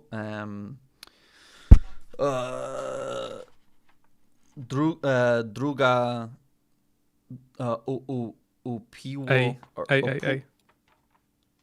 Druga, right? Druga. Drugiej. Drugiej 30. 2:30, zajebiście. W pół do trzeciej. Same thing. Nie wiem, że powiedziałeś. Right? Nie wiem, co powiedziałeś. I don't know what you said? Right. Nie wiem, że powiedziałeś. Yeah, 2:30 and w pół do trzeciej, same thing. Very nice. Yeah. How do you say and then? Like and then. Like It depends on the rest of the sentence. So like my first meeting is at 2:30 and then my second A meeting. potem. A potem. A potem moje trzecie spotkanie jest o trzecia 30. 3:30 o 3:30, no. Remember the ends of the words usually rhyme. It's moje trzecie spotkanie. Moje trzecie spotkanie. Moje trzecie. Not trzeciej. Mhm. It's trzecie. Yep. Okay. All right. Thank you so much, Dobra. Graf. W na czacie, trzymajcie się. Co? I said W's in the chat. Peace out. Okay. Yes. All right. Peace out, everybody. Thank you so much, Graf. You're very welcome.